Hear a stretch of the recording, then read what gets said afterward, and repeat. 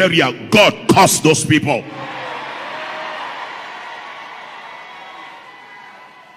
I'm not the one only speaking. Go and check the way God said, any hand join in hand to do wickedness. God said it shall not be well with the wicked. Peter Obi is not standing for himself. He's standing for the masses. He is not the one contesting. The masses are contesting through him. He is not standing for any specific tribe. He's not standing for any specific religion. He is standing for all tribes and all religion. He is the hope of the common man. With Peter Obi, Nigeria will be great again. Following me, we will vote for Peter Obi and Daddy Yusuf Ahmed. Stand on your feet and shout, yes!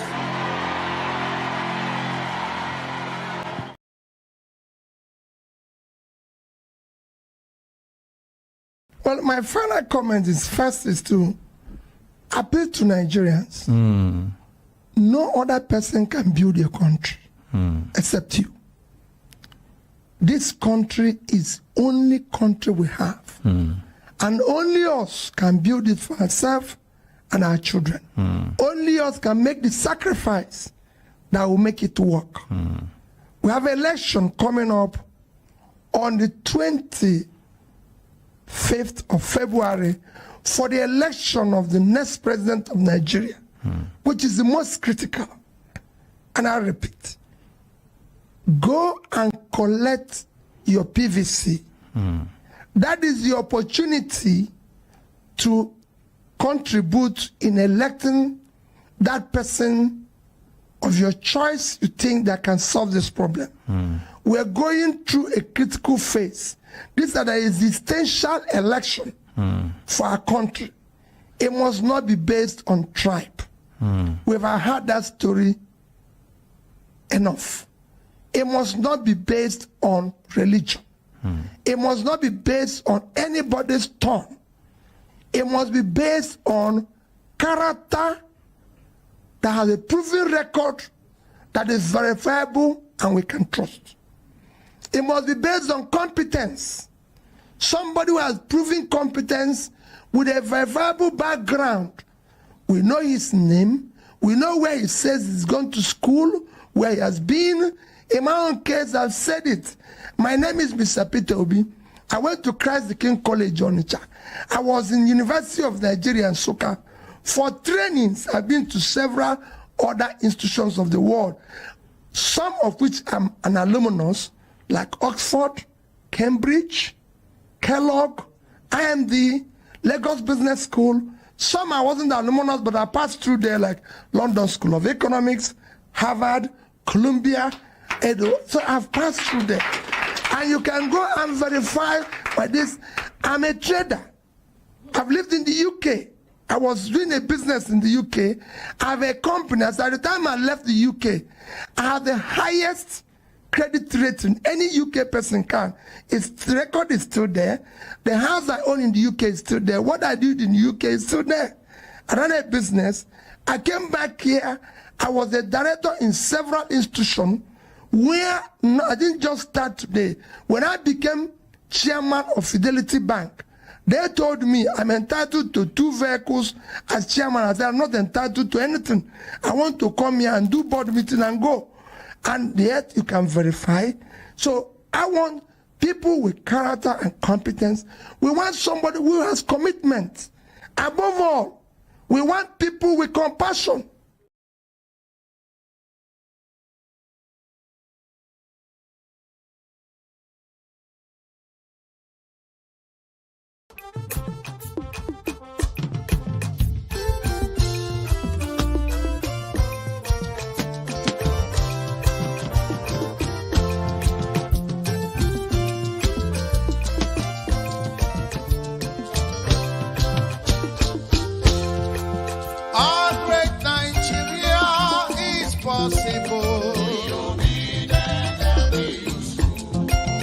Our great Nigeria is very possible.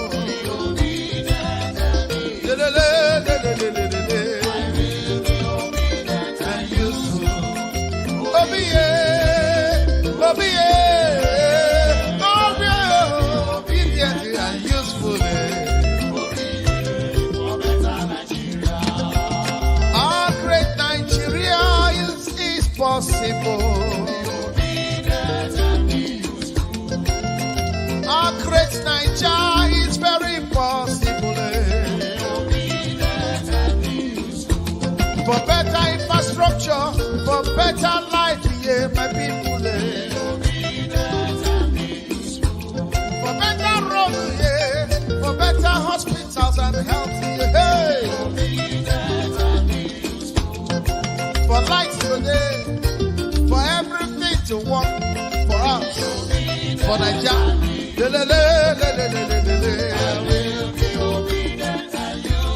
Yeah. No more hunger.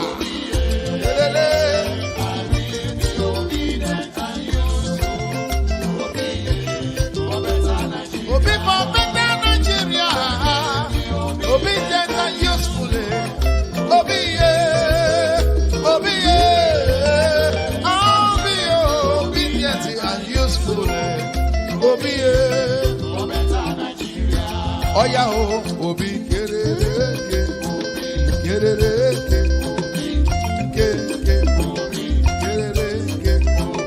Hausa man, Yoruba man, Igbo man, Middle Belt, Niger Delta. Let us come together for better Nigeria, for better life, for better health, for better road, from consumption to production.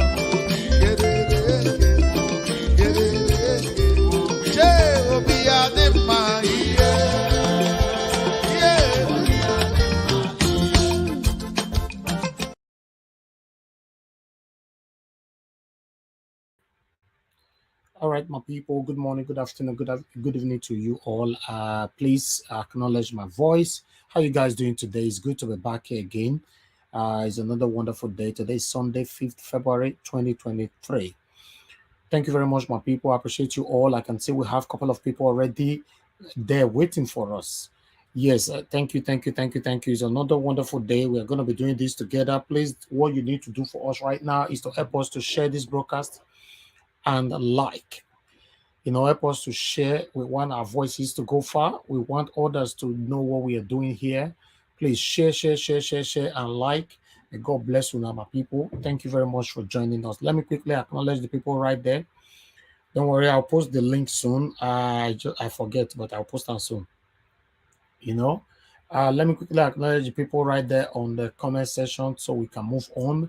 I can see we have Mother of all, Mommy Diaspora. Good evening to you, Mommy. Thanks for joining us. We appreciate you always. Audion, Gato, I can see you right there. Thanks for joining us. Good evening to you, Christopher Columbus. I can see you, D. Osadolo. I can see you, Osagbovo Konga. I can see you. Good evening to every one of you, and happy Sunday to you all. I can see Monaco Home. I can see you right there. Good evening to you, Pisa Italia. I can see you right there, John. I know you say good evening to you. Godson Saint, thanks for joining us. Good evening to you. Aros Hi, I can see you. Best man Osakbama, I can see you right there. Thank you, my people. Now God will bless you now. I beg, help us the share. Let others know why we are here. Remember, we are counting down now. We have 20 days to go. The election is around the corner. Thank you very much, my people. I can see Emmanuel N is with us as well. Promise to do was is with us. Thank you. Christopher Columbus, once again, thanks for joining us. Chukwemeka Kamara, I can see you right there. Chukwemeka Ogwangwa, thanks for joining us. Good evening to you. Alex Osarodion, thanks for joining us. Good evening to you. And Usagi Odiase, Peter Ifi, good evening to every one of you. I appreciate you now this evening. Thank you very much, my good people. Can see Jad Shooks, Ibubo is with us. Don Tony is with us. Mia Bella is with us. Oracle is with us. And God will bless every one of you. Thanks for joining us. Please help us to share and like this broadcast, and let's do this together, my people. Thank you. I really do appreciate every single one of you. But before we move on, while I also have the opportunity to quickly put on a link right there, I would like us to watch this video. It's an illustration on what we need to do on election day. It's very, very important. In fact, because of this particular video, you need to share this whole video today for others to see. Trust me, we are here to help ourselves. We are fighting for our future. We need to collectively put in the effort. Thank you very much, my people. Let's take this video quickly. Elections. So how can you do this? How can you prevent election rigging at your polling unit on election day? We share a few tips with you. So 1, show up early at your polling unit on election day. If you show up early, it's one way to stop election rigging because it gives you an opportunity to observe every activity at your polling unit. Now, this will enable you cross-check the following sensitive materials. You've got to shine your eyes and ensure that these materials are available at your polling unit. 1 is the ballot papers, 2, result sheets, 3, the BVAS device.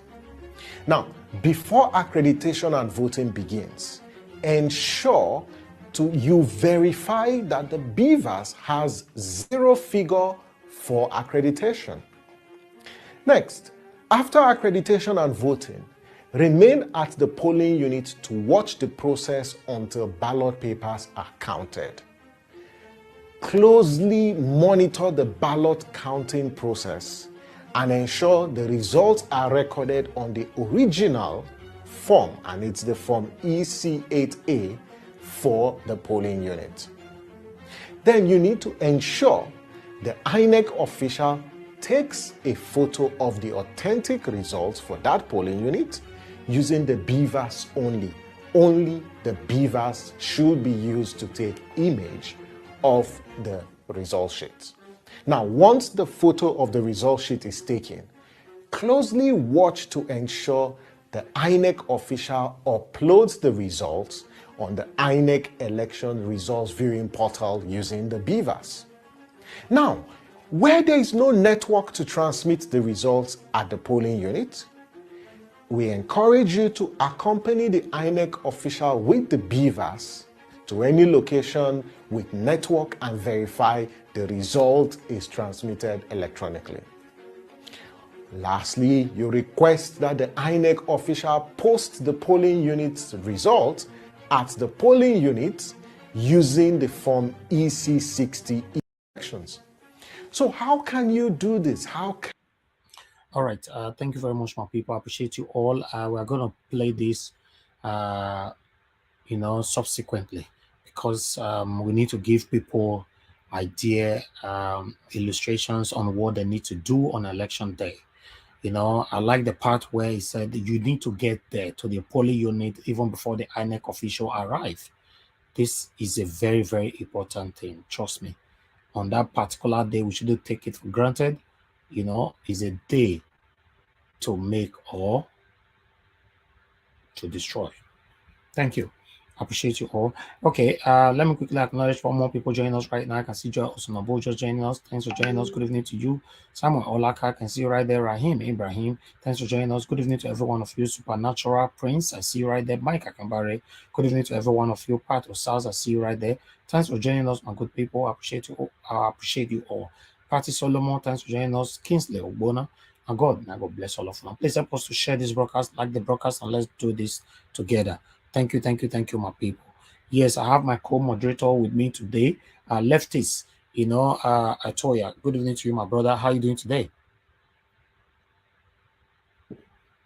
They hear you. Sometimes first you go forget say close him mouth. And now that mute. Sometimes they know self. It happen to me. This kind of thing self. Waiting they do us for primary school. I say they happen to me. They'll say take hand, cover your mouth, not talk with him. Him. Yes, good evening, my people. Happy Sunday. This is another beautiful Sunday for all of us.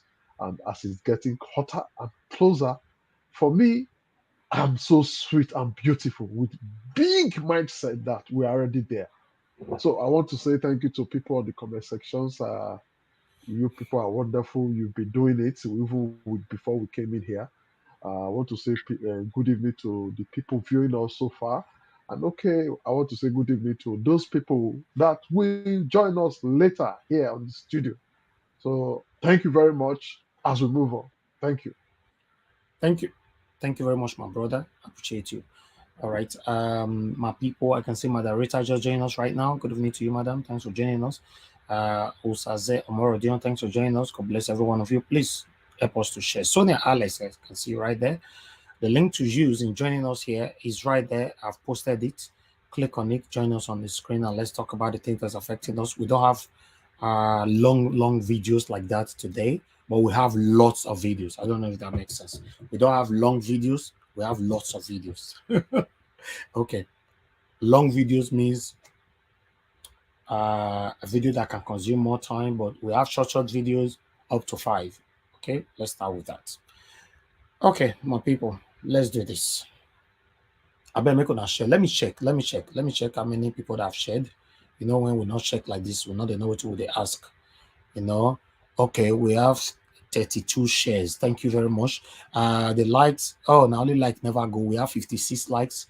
Can you press on the like button, please? Please, the like is just right there with you. Click it. We have 57 now, 59 now. Please click on it. Help us to click on the like, my people. Click on it, and also join us. Although I put on a poll right there again. Remember yesterday we don't tell some people already say we're on a good night, you know, but we have to stop the intro and came back again to showcase the poll because we don't forget. But today we're gonna remind us. Immediately we don't talk say we're gonna buy them. We're gonna remind us. Sometimes we not they remember how. Now, this work, now all of us, they do. I'm not putting for only my head or now all of us, we are working together here. All of us. Both you with the watchers. We don't want to do our comment section, except so you be our enemy, not like us for a reason where we don't know. But if you don't say you are part of what we are doing, it's your duty to remind us. If you know the hear us, they talk, as my brother, they talk just now. I know you're waiting, they talk, I tell them. Now, so they be, you know, so let's collectively move Nigeria forward. God bless you all. I can see Jacob D just joining us, Mr. Ike. Thanks for joining us, sir. And I can see you just joining on the screen as well. Thank you, Mr. Ike, for joining us here. Okay, my people, please use the link. Join us here. Let's talk about the things that's affecting us. So we are going to be starting with, let's start with the morning that bank managers, you know, different banks in Nigeria at this particular moment are hiding new Naira note for a reason I don't know. Remember, to get 100,000 Naira now, to withdraw 100,000 Naira now, you need to pay a fee of 20,000 Naira, right? That's what's currently going on right now. So new Naira note have been distributed to all banks in Nigeria, but many bank managers have decided to hide it for a reason I don't know. They don't give it to the people. The people are queuing right there in the bank. They are not giving it out. Why? I don't know. So now CBN have sent their representatives to be posting on these managers, or rather these banks, to check what is going on. Remember, we have a series of people who have been splashing dollars, splashing Naira, new Naira notes at different occasions. You know, they've been doing this now for a while, but the same new Naira note is hard to get, but some people have it already. Remember, the same CBN have arrested some. Let's say there was a girl yesterday we showcased. Let me see if our picture is here again. Yes. This girl was arrested. She's one of those ladies that was splashing bundles of new Naira note in the viral video that we showcased here the other time. But the question now is, there are more videos circulating on social media, and CBN or EFCC or whatever who they are not arresting these people. For example, Regina Daniels, you know, was talking with, you know, a lot of new Naira note in her house or inside her car or something like that. The video is circulating everywhere. CBN, they don't arrest them. We saw the son of MC Oluomo, who was splashing new Naira notes at one of the events, you know. CBN, EFCC, they don't arrest them. So this is one of the things I'll be talking about. Is the law designed for certain people, or the law supposed to affect everybody? It's a big situation It's a big situation. There's a lot we need to talk about. But meanwhile, let's watch this video quickly. Currently at Sterling Bank Road, as part of this monitoring compliance with the guidelines by CBN, they have 6 million, which they collected from the bank for almost 2 weeks. They've not disbursed any. They said they're here to configure their ATM. I do not know why that. And I brought attention to the penalty clause of 1 million per day, because they have 5 ATMs here. And so there's nothing stopping them from keeping. They don't have any reason for keeping this money. The zonal service manager, what's his name again? Tunde Onikwede promised that by 10 a.m. latest tomorrow, because I told him by latest 10 a.m. I'll be here. And I want to see this machine dispensing this money. This is what's the name? Olumide Olabi service manager do. And you? Okay, my name is Uwe. I'm a deputy director of CBN, right? Bye. Thank you.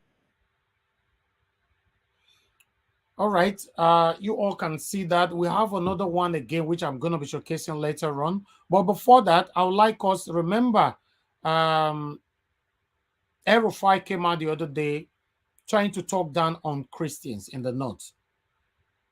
El Buba, the pastor, the prophet that we played this video earlier on, came out to respond to him. Let's listen to this quickly.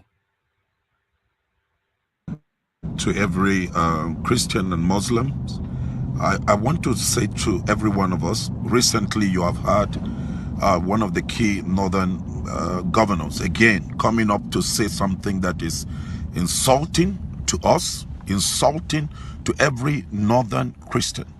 Governor Elrufai said that Christians in the north are insignificant.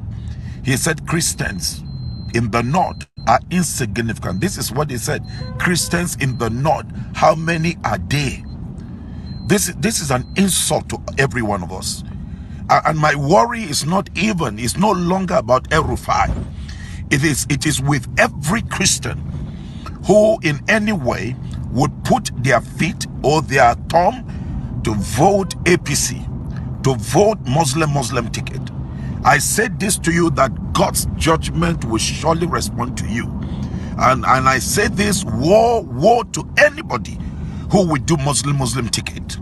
And to the south, whether you are in the south or you are in the west, this is a call for us to be able to prove to these people that Nigeria is not a nation that you will use supremacy of one faith over another. And we must stop this. We must stop this evil in our country. And I'm saying to everyone, I'm on the road, been driving on a bush path, trying to make sure that we get this message across.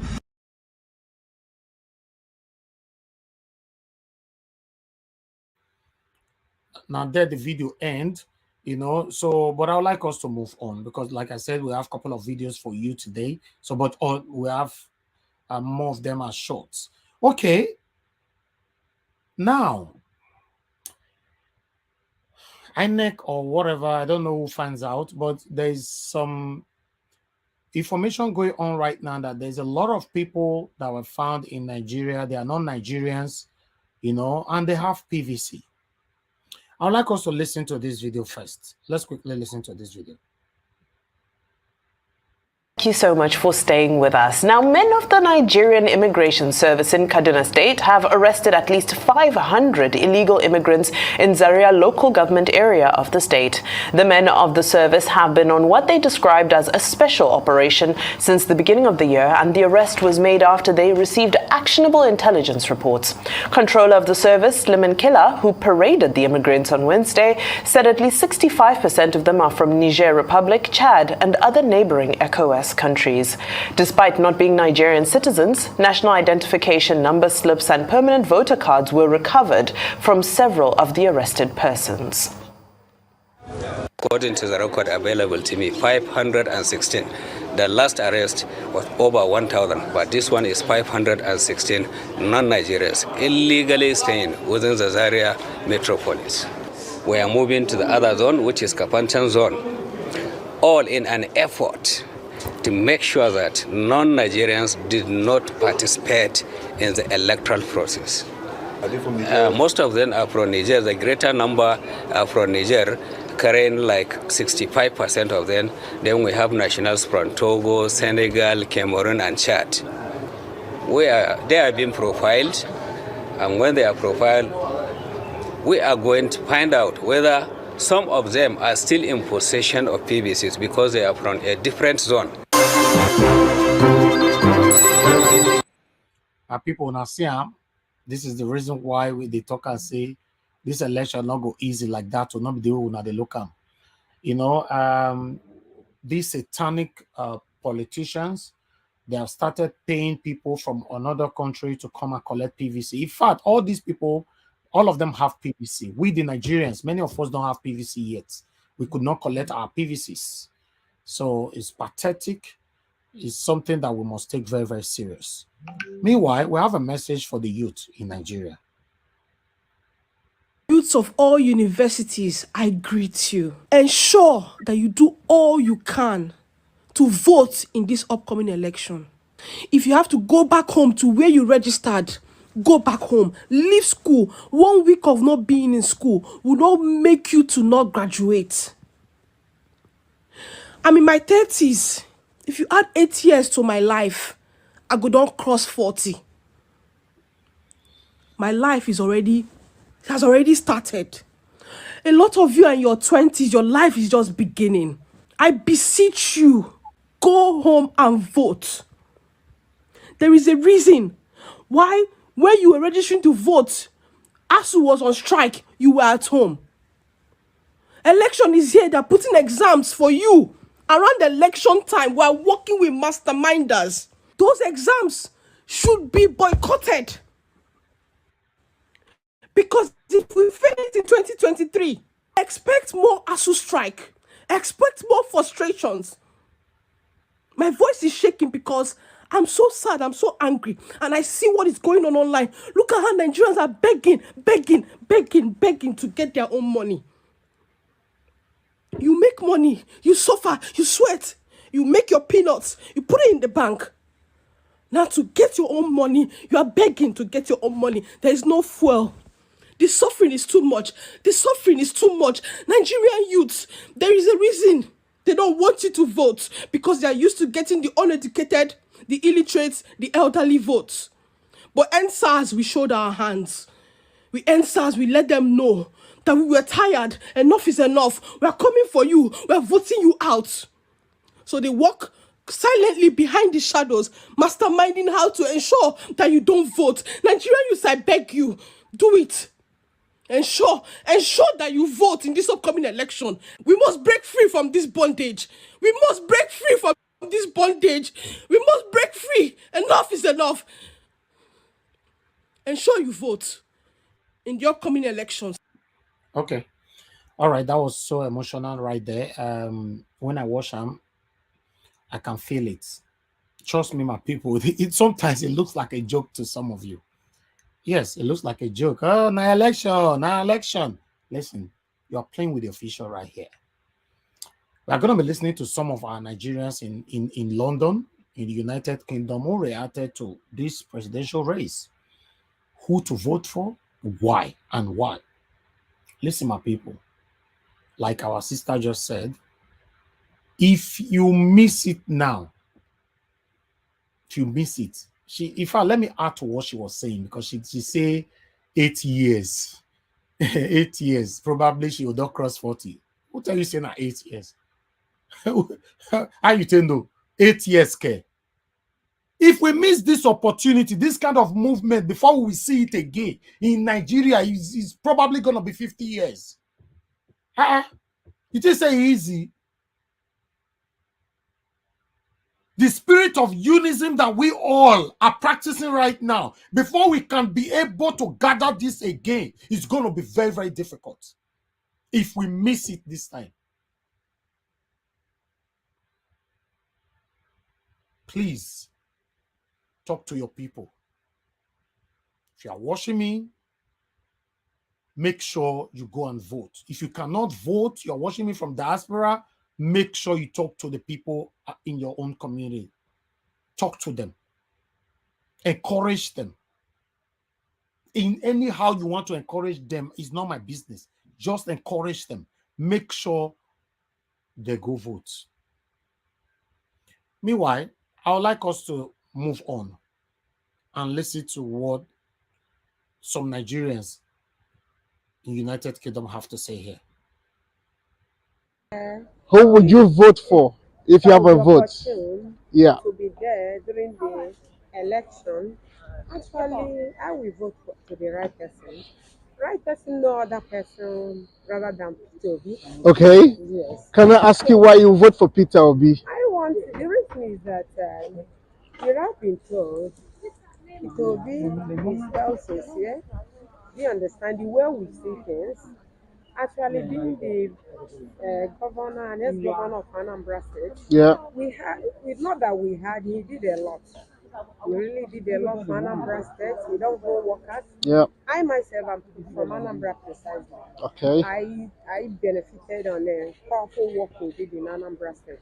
So probably I will have been praying if we go with Yemi, we do everything normal without maybe put here, collect here. I think he's already there on a track. We believe God that he will go. Thank you. Yeah. Do you think any other candidate can do anything to sway your mind? What do you think they can do to change your opinion of them and get you to vote for them? Opinion of to vote for Peter? To vote for any other candidate, what do you think they can do? No, money cannot do that. Nothing. I say absolutely nothing. I stand where I stood. So I don't think anything, money or whatever can change my mind. Thank you so much for talking to us on Bantu Page. Yeah. Have a good day. My name is Justice. I'm from Bantu Page Media. I've been asking Nigerians in diaspora, especially in London, who they will vote for if they have the vote in the upcoming election. Who would you vote for if you have the vote? I would like to vote for Peter Obi. Is there any reason why you prefer Peter Obi? He's young and vibrant, and he has done something great before, and hopefully he can perform. If he's not corrupted, if he's not doing, he doesn't watch he doesn't follow the others that have been making us slaves in that country, that doesn't give us the grace of coming home and relax. So I think we can do something great. Thank you so much. Is there anything any other candidate will do to sway your vote? They don't have that reputation. Okay. The reputation is not there. Okay. They just want to be there to sell us out. They want us to vote for them so they can still continue making us horse and be galloping us everywhere and there, without giving us the necessary things that we needed. All our young folks are on the street. They don't like to steal, they don't like to burgle, but when they don't have anything to do, we want somebody who has got something, has got great and mighty things to do for the youth in particular, because the youth are tomorrow. So that's why I like that young man. Thank you so much for your time. Thank you so much for your time, sir. Thank you. Have a good day, sir. My name is Uche from Bantu Page Media. I've just been asking Nigerians in the UK and in Woolwich precisely, if you have the vote in the upcoming election, who would you vote for? I'll go for APC. Okay. I'll go for APC because I've seen what our presidential candidate has done so far in the issue of Nigeria, especially in Lagos. Yep. I'll go for APC. Very interesting. Is there anything any other candidate would do to sway your mind or your opinion to vote for them? Oh, if there's another one, I'll go for Peter. Okay. Okay. Completely certain. That's a very strong statement. Because he has done it before. Okay. We know how the man has given to sell all our properties because he wants to enrich his pocket and his friends. So for somebody like that, because I know Atiku for quite some time, he has been there during the time of Abiola, he contested under the SDP. All right. Thank you very much, my people. That is the end of that particular video. The last man there is APC presidential candidate supporter. Yes, he lives in London, and they asked him, who would you vote for? He said Tinubu. You know, although he have a second option if he's according to the question that was thrown to him, if you are paid or given anything, who would you change your mind to? And he choose Peter Obi as a second option. All right, we have someone already calling us right now. Please pardon me. Hello, good evening to you. Are you aware we are live? I know. Okay. Good evening. Yeah, good evening, sir. What's your name? Where are you calling from? Yes, I just my name is Lucky. I call from Italy, but I just get some few questions to ask. That's why I called. Okay, go ahead. Thank you. The question when I get to ask, you see, all of us at now with the support Beta will be fine. We will feel beer with Beta Obi. We will feel enjoy with Beta Obi. It is only that if we come to change many things, we will feel beer. If he come to if what? Not any other. If he come to change many things, like many things like, as how? Yes, something like say, you will not bow down to this man. You will not give up to this man. Mean that say not to listen to any godfather who don't want me things to work for the state, for the country. Because if that time reach, waiting I tell you today, if that time reach, you saw those people they come online. Come they bring out media for people to come to you saw this man. Just like the way some people they do to Obaseki now. It go worse more than Obaseki. Okay. Now I understand. I understand you. Now I understand you. What you are saying, when you start fighting the top people, that is part of the problem that we are facing. If some people can take it, right? Yes. Because those are the people who know me, who don't want me to go well for the country. Okay. Yes. To be honest, my brother, when you try to change things for better, people will attack you. But you must stand on your ground to continue to do what you're doing. For me, I don't talk. If I be governor, my brother, let me quickly put this in. If me be governor, I believe say within 6 months they don't impeach me. If they get the power, I'm telling you, because that I will touch untouchable. All right, Lucky, before you go. Something to say, God bless you. That is the problem we have on Nigeria. On that problem, no day. Okay, hold on. May leftists ask you a question. Leftists, go ahead. Lucky, thank you for calling in. Now, good observation. You make a very good observation. But the youth, where they want to change, why they don't go feel beer after they don't suffer since. And now you went ahead again to make an example with. God bless you. You make one example. Hold on, Lucky. Lucky, just hold on. May you finish first. I'll tell you. Okay, now you make one example. You go make sure Obaseki, like the way you see, you go worse past Obaseki. That not be better description, sir. Obaseki, what they do good, people they talk. If you do what good, people must praise you. And if you do what not good, people must talk. And when people talk about what not good, you take correction. That be leadership. Okay. Thank you. Are you true? Yes, it's true. Yeah, go ahead. Okay, thank you. God bless you. The reason why I made reference to Obaseki, no verse, don't be annoyed. All of us think in a different ways. They say according to your brother Kabaka, say when Oshomo Lekon do many things, people know they don't run come off for Benin. He say after one Obaseki come, they run enter river. Fine, beautiful, fine. It may be say that company when Oshomo Le create that time, it exists. They go run come off for Benin. Where the company? When it made they run come off for Benin. The company they answer me yes or no. No, it's okay. Answer yes or no. No, okay. God bless you. Carry on. Thank you. God bless you. Thank you. We cannot. Okay, we have Alex calling in. Alex, good evening to you, my brother. What you are not on screen? Yeah, good evening. You're calling in. Yes, I just want to also give my view about the last caller that called. Okay. telling us people should bear, or people, the way they are instructing Obaseki, can we bear if Obi is trying to do the right thing? That is a very wrong comparison. Very, very wrong. Because Obi was a governor in a state, and the people have not come out up till now to say the guy Obi stole a lot of money. Obi left $150 million. What do we have in Edo State? Obaseki has already told us right now that he has used $150 million to control floods. Because it's dry season, nobody can verify that. As we speak, we don't have a state house of assembly, just 9 members. As we speak, over 3 years, local government have not gained political attention. As we speak, we don't have security. The vigilante is like a caricature. As we speak, Edo State life is in the hand of nobody. We don't have a proper government in Edo State. It's a different narrative. It's fallacious.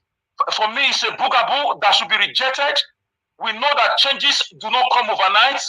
If in Edo State we had a governor that cares about us, that carries us along with the way things have been done in Edo State, a governor that talked to us the way he was talking to us when he was campaigning, then I would have been listening to that guy that called. Okay. So I would say that guy he lied. If Obi comes and is trying to work, we know when you are doing road construction, when you are building schools, when you are changing things, we know it's not easy. But our government in Edo State, for me, as a Benin person who lives in Benin, I'm not APC, I'm not PDP. We have a fraudulent governor. We have a governor who is who got no feelings for the people. A governor who came to destroy houses. A governor who has no human sympathy for human beings. Alex. We have a governor who do not even care whether citizens are living. As we speak, Nigeria was, our farmers are not in farms. I dare the governor to come out and tell us about farming in Edo State. Foodstuff prices are very expensive. Foodstuff is expensive. It's not. You cannot blame the governor for foodstuff being expensive now. Okay, I will tell you why. Nigeria was Fulani are chasing farmers nationwide, right? Yeah. But some governors are pushing back. If we still had our food stuff coming in from our farms, we know it's a nationwide thing. It will have been cushioned. The backlash. The price will still remain the same because the satanic union in Edo State have been an hindrance for this area to work. Who is the governor of the state? Who are the ones controlling the unions? I put it to you that those in government house, in state government house of the governor are the ones controlling the so-called unions. So that guy should not call to tell us that we are fools. Okay. We are waiting to another governor. Lastly, let me round up with this. As we speak, 17 billion naira is still missing of the 30% crude oil derivation Edo money. As we speak, we do not still have local government, and monies are coming from the central government. Buhari recently cried out that some state governors are stealing local government funds. Okay. All right. We need to go now, Alex. Join the screen, please. Thank you. Join the screen. Thank you. Thank you. Yeah. I have someone else calling in. Hello. Yeah. Good evening to you. Your name and where you calling us from? Thank you, please. I just want to close the audio. Good afternoon. Good evening, please. Yeah, my name is Love of God is my strength. Okay. All right. Thank you. I don't want to disrespect that other man that said a call before, and he said he stays in Italy. Yeah. I'm disappointed in him for him to come and suggest that kind of a thing. Okay. When God is doing something, people will need to bear. The Israelites, they went through 40 days, 40 nights and years in the wilderness. Don't forget, they suffered for about 420 years before God remembered the covenant that he gave to their fathers, which was Abraham. And when God came, he brought a deliverer, and that person was Moses. The Israelites, they went through wilderness. They suffered. Yes, food was provided for them. Water was given to them. When God told them that there's a promised land that was flowing with milk and honey, God did not tell them that. they are going to go into that place and there will be honey on the streets and there will be milk on the streets. No. He has fed them and he has done everything for them in the wilderness, giving them free food and free water. All right. So when they got to the land of Canaan, you know what happened? That place is a place of struggling, a place for you to go to the build. Okay. You know, build where are you driving at? Where are you driving at, madam? No, what I want to say is that, sorry, let me just quickly say it. What I want to say is that for a new thing to start, you have to be ready to bear it. People should not force Obi. It's not going to be easy. We know. But let me tell you, Nigeria cannot continue like this. Exactly. So that what Obi is going to do, everybody in the UK that we are together here, there was a time things were not as good as this. Even now we are going through it, but we are hoping that it's going to get better. Obi cannot come in and change everything. Yeah. So if you are not a person that will be patient to wait, then that means you are one of those who always want to get your things in a hurry way. So I'm begging Nigerians, Obi is going to be Nigeria president. So everybody, please be patient with him. Don't rush him. Any suffer, anything we'll go through, let us go through it so that we can now come to the place of promise, so that we can go outside Nigeria and people will not insult us. Thank you. Have a good day. God bless you, madam. Thank you. I like to quickly add to what love of God is my strength just said. Yes, I quickly want to add to it. And I want her to understand that the previous first caller states his mind. He has the right to state his mind. Probably he's a follower of Obaseki, so he just have the right. But the truth is just that. In everything we are doing, it is we that need the change. And it is we that are making the change. Like now, the Naira, how are we killing ourselves now? Are we not bearing it, suffering to make sure everything gets better? So it is not going to be very easy. The moment we see the truth, it is your turn. Things are working. You collect bribe, police arrest you. Everything is working well. Why would everybody not be happy? We will have a sane nation. It's not going to be easy. We will change. Like him that's in Italy. The day he leave Africa, he reach airport. Now, what thing they do for Nigeria, he start from airport. He changed by force. Institution. So that is it. It's going to work. Thank you. All right. All right. Thank you. Okay. Thank you very much, my people. I appreciate every one of you. Thank you. Thank you. Meanwhile, I can see that everybody is already, responding to this. I like I've always said before, I'm not expecting Peter Obi to come as a perfect man. It's not going to be easy for him. So we're going to give him some time. But one thing that I'm going to assure every one of you here is that I will checkmate Peter Obi from day one in office at the special grace of God. I want my principal to win. I want him to win, but I will checkmate him from day one in office. I don't talk before that some of you will not go like us again when we don't reach that time. Because I know so many Obaseki supporters, they don't like us because the way we checkmate them.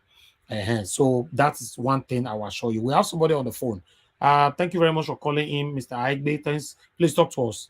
Yes, thank you very much, brother Naija Wash. God bless you. God bless all the panelists. God bless the family of Naija Wash. Thank you very much. God bless you for the opportunity. See, I just want to say something concerning the brother that called before. Yeah. I mean, the brother from Italy. What I understand, what that brother was trying to ask, he was not able to put the question clear. You understand me now? What he wanted to ask, when a government will come into power, there will be some policies that will affect even the supporters of the government. Mm-hmm. You understand me now? Yeah. And that is what the guy was trying to ask. The mistake that he made was that he went to use Obaseki to make an example. That is very but why is he a mistake? It's not a mistake now. He's a supporter of Obaseki now. No, it's a mistake in the sense that the policy that Obaseki is bringing is not a favorable policy to the people. That is why he made a mistake. Now, for example, I live here in Italy too. For some time I've never been to the program based on my schedule. That is why I've never been to the program. I believe that I will have chance. I just see coming as and I saw the program, and that's why I just say let me just make call. See, 2011 in this Italy, there was a president called Berlusconi, prime minister. They tell him to step down after he won a vote of confidence from the parliament. They tell him to go, and he go. They brought a professor called Mario Monti, and Mario Monti laid some policies that affect the people who said he should come. And what are the policies? The policies before initially was for somebody to arrive at the age of 42, 43 years, then you go to pension. Now, when the man come in, the man increased the age of working to 64 years. Even the Minister of Work Affairs, who said Berlusconi will go over that say, hey, this, and that. The woman burst into tears. They call her Fornero. Minister Fornero burst into tears. She will cry. Said that, hey, so you have another more years. Thank you, my brother. Thank so you. The year of workers again. You understand me? So that's what this guy is trying to say. And I believe that we will become, just like what our sister said, we will be patient. We will be patient for good government because it's not going to be easy. But why the man do all of this was unable there to pay the debt that they were holding in 2011. Thank you, my brother. Let us move on. Now, God bless you. I greet you. I greet you. It's been a while. Yes, so all right. The truth of the matter is, I want to beg everybody. We're gonna let Peter Obife win first. If you don't win, we'll take it from there. Meanwhile, let me appreciate those that have super chatted us. I have Grant. Grant, thank you so much for your super chat. And God bless you, sir. Thanks for your continuous encouragement here. We really do appreciate you, and you did it for the second time. Did it double time. Did it double barrel. Yes, we double barrel. Yes. Thank you so much, Grant. We appreciate you always, always, always. And God will bless you. And then we have B-Rec. B-Rec, yes, thanks for the super chat. May God bless you. Thank you very much. Thank you, man. God will bless all of now. You know, we appreciate you all for the for the support and the encouragement. All right, my people, we have just one more video to go so that we can talk properly on this, because I see that our first caller now don't draw, he don't shake table. He shake table, I be break table, lefties. Man, the guy, I mean, who they pity the guy? The guy don't receive water. La table he breaks, so I mean that table he shake. Just come scatter the drink we will get for table. He not break our table, he scatter our drink. Now people get tell and say, you know what this work be. We get only one contribution, only one call. He go destabilize everything. Lucky, next time if they call us, you go think twice. I greet you.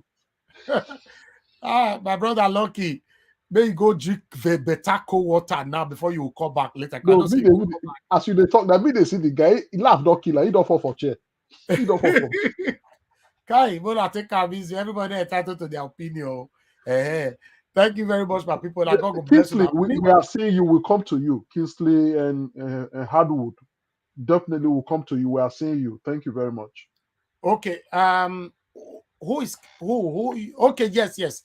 All right. He's the first person. Definitely will come to you very soon. Please be patient. Okay. Kingsley wanted to say something. Yes, I think so. Okay, Kingsley, don't worry. More you played the last video. I beg, be patient with us. Thank you, sir. Thank you very much. All right. Make we move on to Wike. Wike have a message here concerning the situation that's currently going on in Nigeria right now, the Naira redesign and the fuel scarcity. And we also send a message to Atiku. So let's quickly listen to this.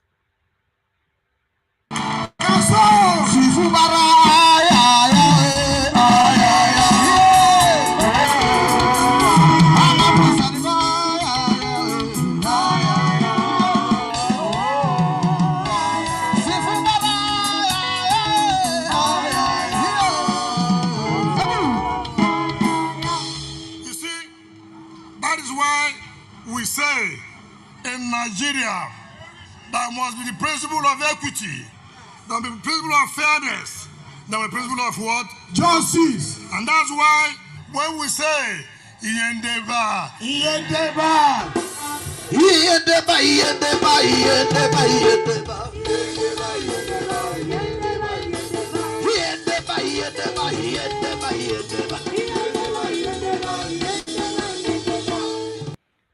All right, I beg. I need to pause right there. I notice say una not share, una not like again. And be like say whenever we dey talk for here, people will be they like or share, una can't stop. I beg, make una press the like button. You know, as soon as they see them, so the like is not really encouraging. We have over 500 people watching us right now. We have 110 likes. Press the like, is just right there on your screen. Please click on it. And for those of you watching us right now, you sharing means that you are taking our voices far, our contribution. Everybody that is going to contribute today, even your comments, you know, on the comment section, our callers, our panelists, please help us to share and like. God bless every one of you. I appreciate you all. Thank you. Okay, let's move on from here. We will show you your reporter. God. We will show you your reporter. God. As all of them come here, I need to feel the pain. Say even if you get money for bank, you know if you go collect the money. No well. I know they feel the pain. We they feel us. And I sure say they pain on us. It depend us. And I sure say they pain on us. It depend us. So this is what Central Bank do. And I know like them back. We know like them. I know like them. We know like them. Tell me. How? You say they remove the world currency. No be so. That's so. But the one way say they bring, they honor the CI. No way. Can you buy fuel? No way. Can you buy anything to eat again? No way. Now tell me, anybody who say in love Nigeria, when they run the election, they support this in where CBN do. Or I go vote for them? No. Or I go vote for them? No. Now enemies of Nigeria, now then they support this type of thing. I believe say they not tell President Buhari the correct thing. Because if they tell him, as me and they go the same time, 29 May. No be the same time. But they go the same time. Nobody will stay one day passage. No way. So, me I know say the man will like to finish well and go. No be so? That's so. As me I they finish well, they go. So I don't go say anything will go bad. Advice and that kind of thing. Now people will not like him. Now then they plot all these things. Do you understand me? But I believe say in go hear the crowds of Nigerians. Do you understand me? Yeah, so nobody go tell me say that because of corruption, I they do this, you know. No be true. When you they fight corruption for 3 months, all of us they go. 3 months, now we fight the corruption. No. No be so. No be so. This policy now policy where people they target. Say make an verse. When I verse, and I'll go demonstrate. When I demonstrate, the riot fee come. When riot don't come, they say, oh, no, don't fit the election again. Then they go say, we could do interim government. And I go support interim government. No way! No matter the provocation, I go tell everybody. I'm sorry, guys, that I have to pause this right here. We can talk this one. Like I yesterday evening or today. I talked this thing maybe yesterday or the day before yesterday. If you not remember, because sometimes I try me to carry people along. Now remember, as I talk them for yesterday, the riot that is currently going on right now, we should put a stop to it, so that no can go be that kind of people where we want blessing. At the end of the day, the blessing don't almost reach our hand. We can't use our hands spoil them. Then they'll come postpone the election, or rather, military if you come out from one corner, just take over. I beg, I go use this opportunity to talk them again. Make we take them easy. Yes, I understand the pains, the plight of the people right now in Nigeria, but we should take it easy. Breaking of banks, destroying people's cars, you know, fighting yourselves and all that.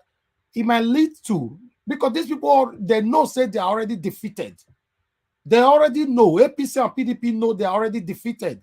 But when we continue to do this one, and they might hide, say, okay, may the Yokukuma just stop everything. Now there's no need. May election not take over. Now we can talk so. I go now say maybe we can thief with Timmy Fair talk, or I go bribe him. You know, say now sponsor will they talk. Make we take a easy. Make we rewind that part back again. No be so. No be so. This policy now policy where people they target. Say make an verse. When I verse, and I go demonstrate. When I demonstrate, the riot fee come. When riot don't come, they say, oh, no, don't fit the election again. Then they go say, we could do interim government. And I go support interim government. No way! No matter the provocation, I go tell everybody, Melembe, Melembe, Melembe, Melembe. This election we go do it. We go do it. This election we go do it. Now here am exactly what Timmy talk for here. Thank God say Nelson, you just confirmed it. I don't know if other people remember. I talked this thing just yesterday or day before yesterday here. I talk him. You know, make we calm down. We should pray never, God forbid, never to labor in vain. Pray. Many people did this life where they don't fight something all their life. They don't fight for this thing. A minute for them to grab what they don't fight for many years, they go use their head, their hands, spoil them. We rebuke that in this election in Jesus' name. Make we calm down. Make we are almost there. May not gonna be like say these people come say now we use our hands spoil them.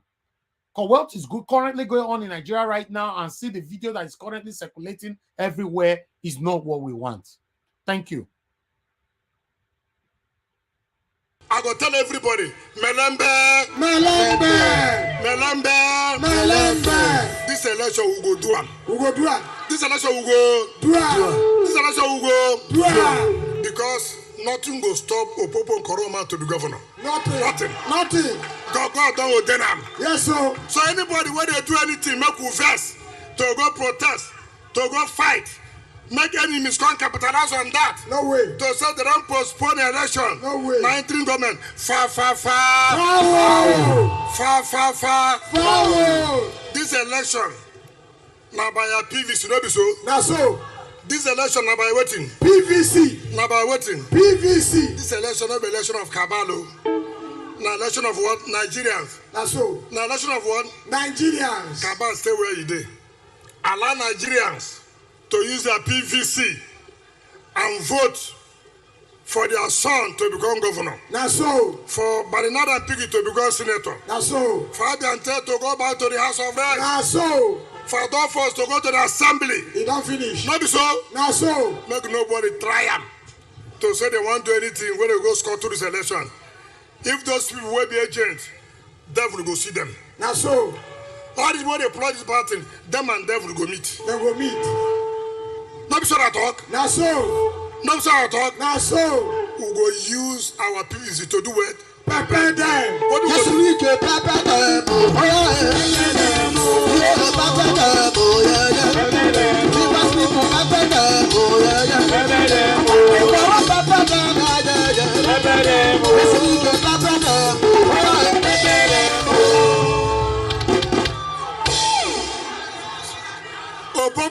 You are the best. All right, I think we should stop that video right there so that we can start talking. I appreciate every one of you that have shared. We have 49 shares right now. I'm very, very pleased with that. Thank you very much, my people. You can continue to share. And the likes as well. We have 600 or something people watching us.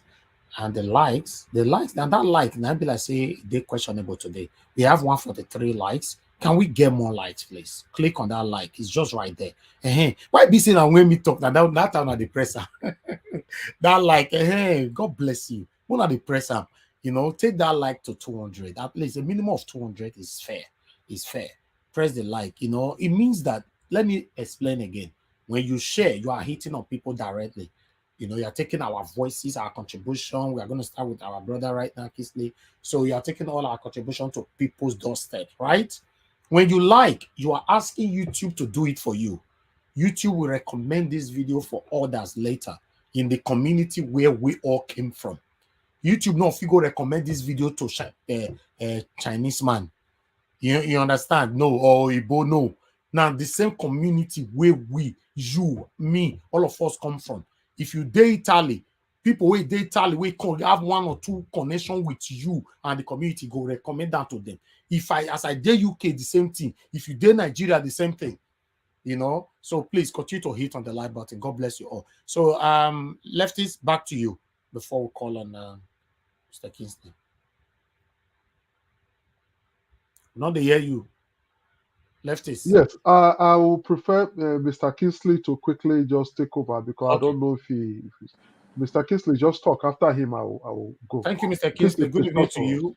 Please, where are you joining us from? Yeah, I'm joining you guys from Dallas, Texas. Thank you very much, Dallas, sir. Texas. This is your Welcome. first time here, right? Yes, sir. Yes, sir. Oh, we really do appreciate you. Thanks for joining. At least thanks for choosing our channel. God bless you, No, sir. I've been watching your program all the time. You know, Thank you. I watched it last night, and honestly, I want to appreciate you for all you have been doing. For all the panelists in this group, you guys have been doing so well. The Muslim guy that came in yesterday, Abraham. You know, I listened to all they said. Honestly, this is he reassured us yesterday that we are getting better there and we are getting closer. You know. Exactly. So my question or my kind of concern was there was another forum I was in, and they were saying that Labour Party has not gotten party agents in about 50 or 60,000 polling units. So I wanted to throw it up here to ask if there is anything we can do about it, because we have a lot of brothers, we have a lot of sisters who could not afford their PVC, because that's the people we can use to, you know, to fit in on those positions, you know. And like we all know, I say it to everyone, we only have three set of people that contesting for this election. One, people that want to say former presidential aspirants. That's number one. People like, you know, I don't want to mention names. You know, then we have people who want to say, before I die, I want to be president. You know, there are two of them there. I don't want to mention them. And there's somebody also, which is our principal, that said, I have seen what we can do to make this country a better place. So, and he decided to say, let me come out. He did not do this. He is not coming out today because of because he wants to reach himself. Because from what he did as a governor in Anambra State, we have come to realize that yes, if this man can be given some plots of land for free, he said no. No pension, no nothing. I mean, he's just like moving on his own, which means there's hope for Nigeria. So I want to appeal to every one of us here. Is there anything that we can do, no matter what? Honestly, this is the first time Nigerians are coming to be in the same platform, to be in the same thinking faction as how to make Nigeria move better, you know. And regardless of what, and again, also I can say this: there are also 2 or 3 type of people that want to vote. The people that want to say, this is our own turn, you know, and the other people that say, I'm voting my my party because I'm a Labour Party, I'm a PDP party, not looking at what other Nigerians will, and the rest of them is like, enough is enough. We need to get it better. So that's 3 set of people too.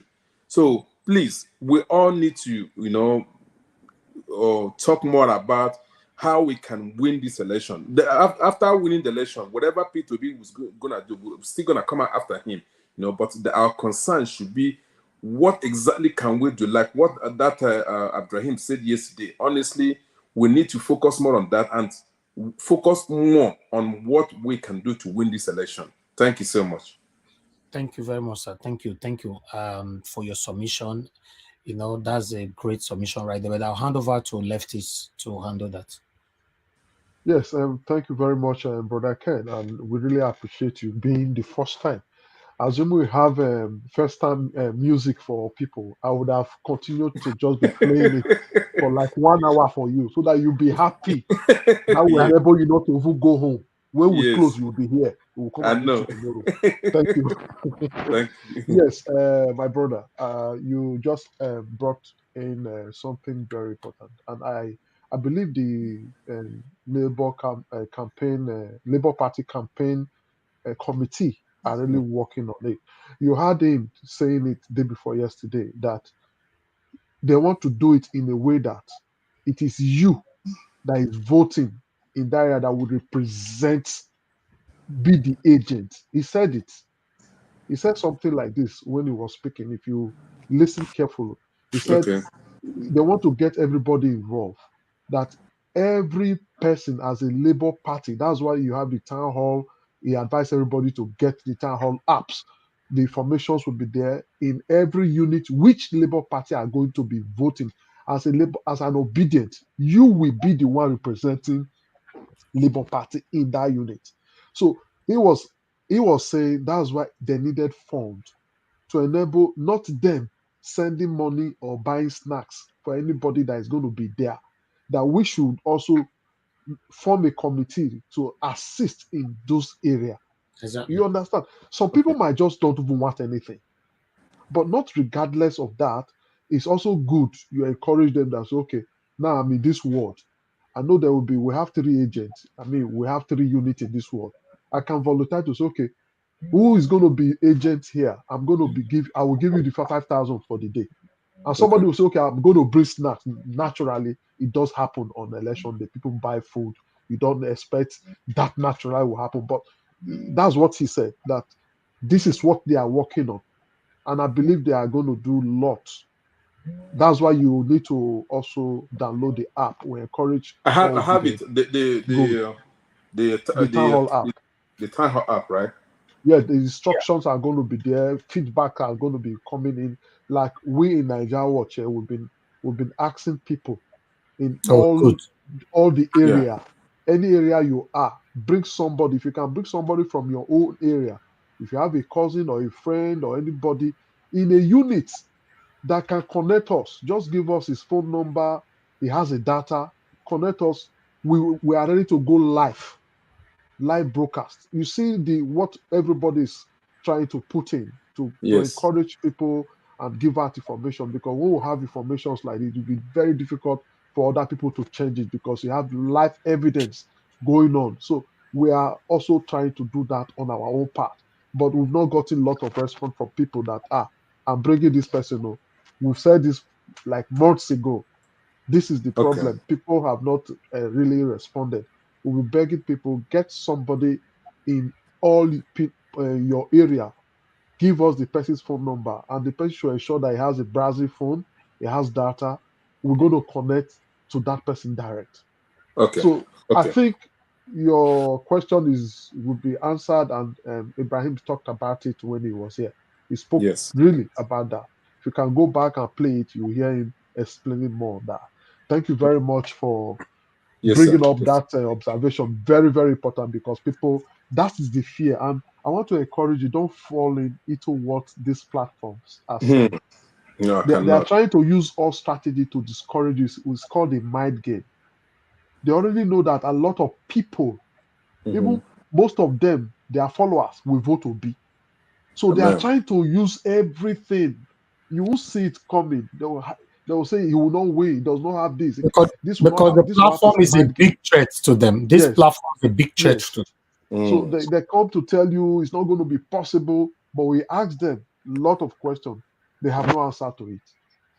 That's it. Okay, let's go by the video we played today. We played about 6 videos, and the first one was about the TBN. You see, I'll take it one by one. The CBN policy isn't a very bad one. Isn't because they want Nigeria to suffer. No, isn't at all. I think the policy was even better. It's even better for we obedient. Yes. Because the policy was to make sure people that have box of billions of naira at home, that is the essence of it. Yes. It's going to checkmate vote buying. Now, you don't have enough money to say you want to go and be giving everybody 30,000 or for 5,000. Enough new note to give out. It's scarce. And again, it is not CBN's fault that the naira is not getting to people. They actually released, their calculation was okay. They actually released a number that could go round on daily basis, few numbers that you can use, but not excess. But the bank managers kept holding them to do POS business. That is why you see now on our first video, CBN now have been sending people to banks to go and check why are they not having this new Naira note in their ATM machine. You had the first video. The man, they have about 6 million of new Naira notes lying low. Now, what did they say? They say they want to configure their machine. By tomorrow, 10 o'clock, they will be dispensing. Tell me, computer. What did they want to configure again? Machine will already the dispense. Not be to load them. I know. So you can Naija. see you can see how that one is. Then the second one, elbow by replying Elrufai. Elrufai don't get so many reply. People don't even INEC don't reply am. Christian church don't reply am. Nollywood acting git don't reply am. Say he sought them, they did apology from him. A lot of people are applying him. So I don't want to take him as a serious person. That Elrufai on, we could just leave him. He don't dey receive water. Then yes, then the one from Niger. You see, this is why the first time I would say Buhari is working. Since before Buhari came, it was a problem for people that knows me. And since he have been in government, I have never spoken anything good about him. But I am saying this because you know why? The same people he used to win election, now they are fishing them out. Yes. Why didn't them fish them out then? You see the question. This is a body movement to show you that Buhari is actually wanting to do something in this election. Yes. The people that is aligned, it seems that is aligned immigration though. Because you know what I'm talking about. For immigration to go and be bringing out Nigerians that look like them, me and you don't go know the difference. Absolutely. We're able to bring 576 arrests, 576 number of them, and they're telling us about 60-something% of them have PVC. You should understand the groundwork that is going on. These people voted before. They have PVC, they have a Nigeria identity card. And these were the people that they add to their number and say they are too many, they are more than every other part. You see, they are uploading their acts stylishly. So I want to first say thank you for allowing the immigration to do this exposure. Absolutely. Otherwise, it is one corner to controller. Leave them, they are my people. Controller will not dare say this on air. It will finish. So for them to even come up, even if they are going to cover it up again, it's already on air. I don't know if you understand. Yes. It has already come on air. Even if they are saying leave them, don't do anything, we're already going to hold this against them because it's already on air. So the first time I want to use Mama to say thank you to him. He's a bad man to us, but for this one, he's helping us to achieve where we are going to. I want to use the opportunity to say thank you to him. Like the way Wiki sometimes they tell him thank you. So that's for the immigration. Then the other one was the lady that was so passionate, that was almost crying inside her, talking to Nigerians. In fact, I don't know how emotional Elvis is. He's saying feel am, but his voice strong. As I dey talk now, my voice strong. I feel like crying now. You see what she is saying, and she's actually saying the truth. The youth should wake up. People are suffering. Anyway, I don't have much to tell the youth because they already knew. I didn't tell them to go for MSATs. I didn't tell them to go and be voting. I didn't tell them to go to the street and be doing obedient. I didn't tell them to say they need the change because they know they are feeling it. So I don't have message for them. It's left for them if they want their future to be better or not. Now small, they think the tell pikin way get sense. If they advise the one we get papa, who don't get papa go dey hear. So me, I have not too much message for them because the suffering, me self are the sufferer. I call the women person tell me what to do. No, now go get your PVC and make sure you make these changes. That's for that lady, and I actually I felt the passion she spoke from. Then the last one, no, the people talking from London, is a clear message. Apart from how many people was interviewed, only one person said is going to vote APC. That is, if they interviewed 10, 1/10. If not 7, 1/7. It's a pass mark. And the person still add condition to it. Second option. It means he just said it because his face, they know him for APC. On that day, if he get opportunity, he go vote Labour Party. That's for the people from London. Then from WK, I don't want to take him serious. I'm sorry, I beg to differ. With you. Yes, I don't want to take that political statement serious. I don't want to take it serious. The election is going to hold, and I don't think it's not going to be possible for any military to take over. It's not possible in Nigeria. Yeah. That one is dead. Nigeria is bigger than that. It's not. We are not Mali now. It cannot happen again.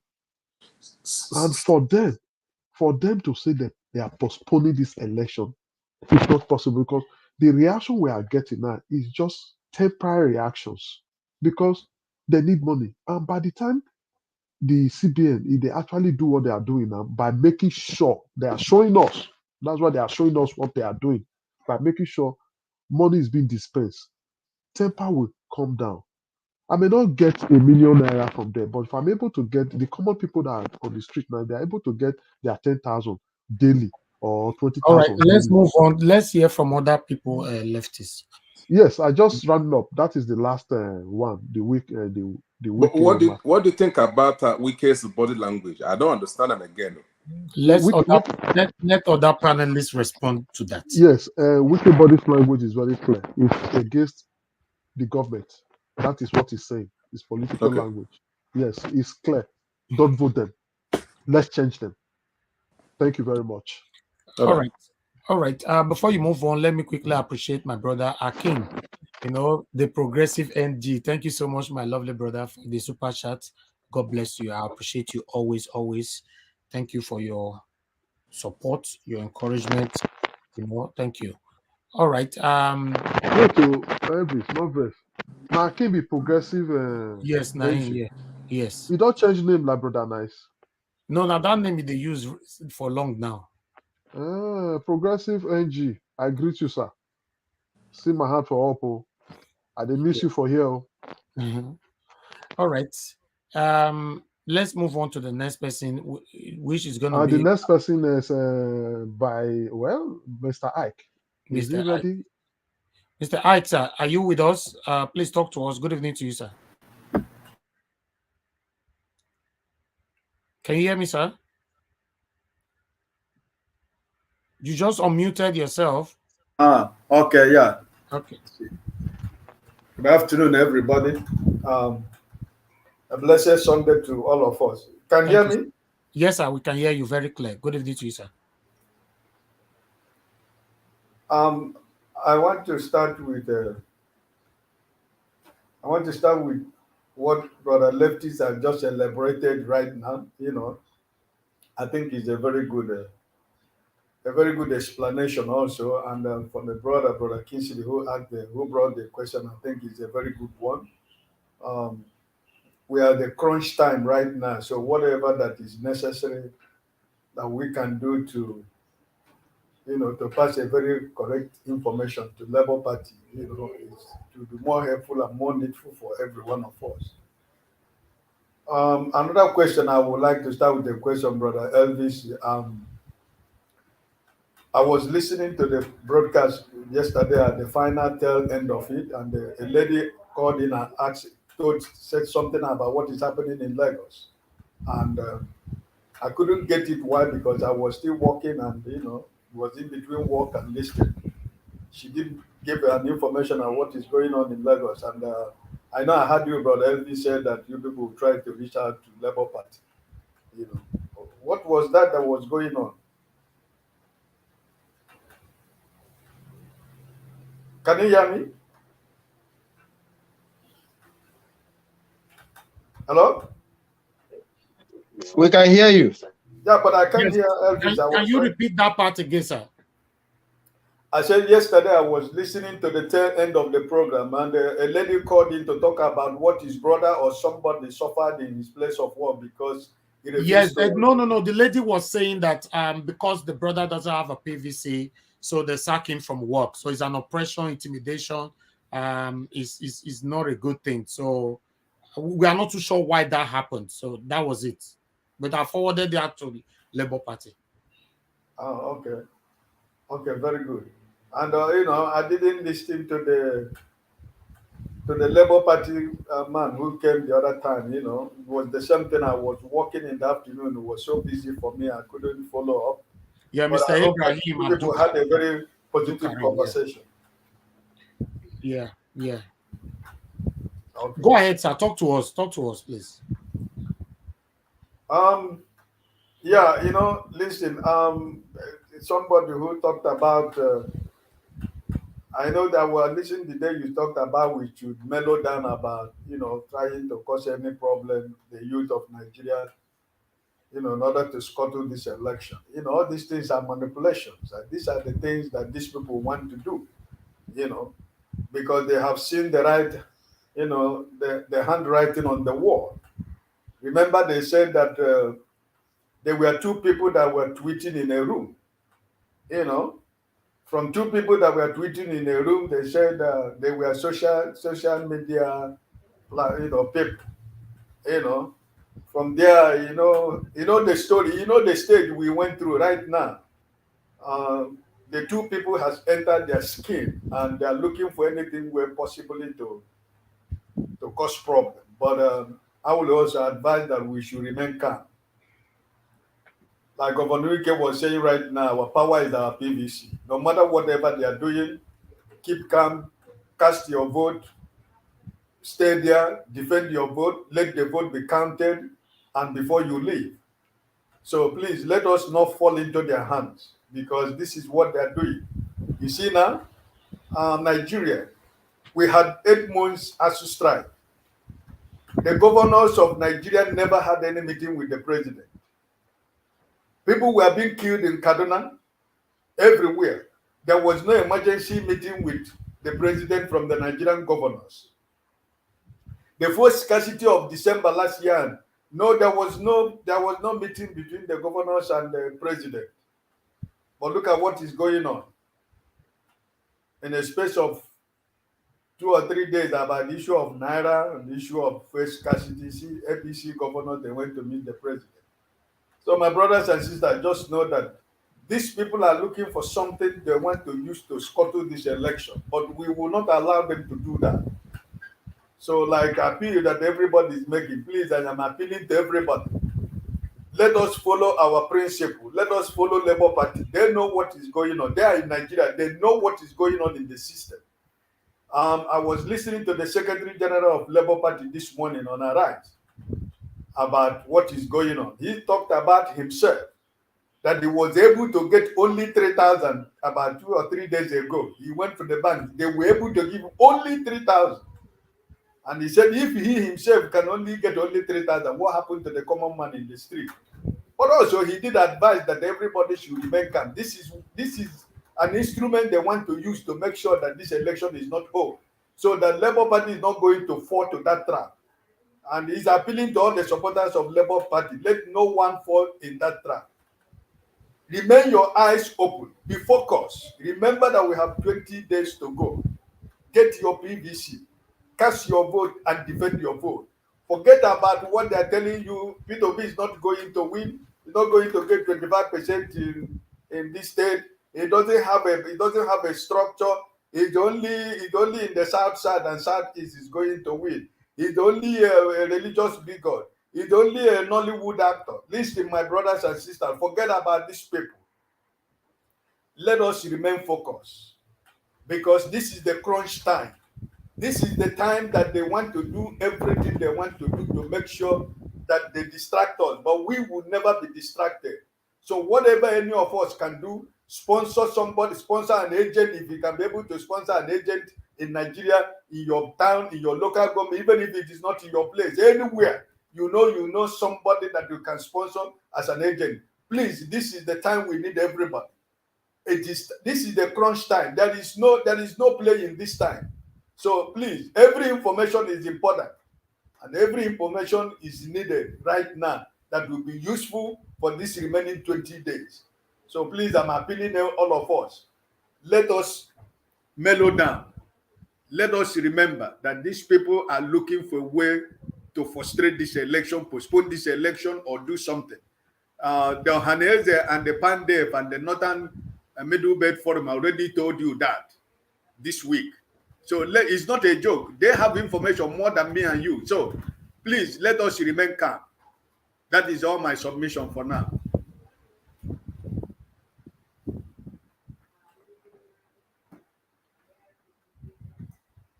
Yes, thank you very much.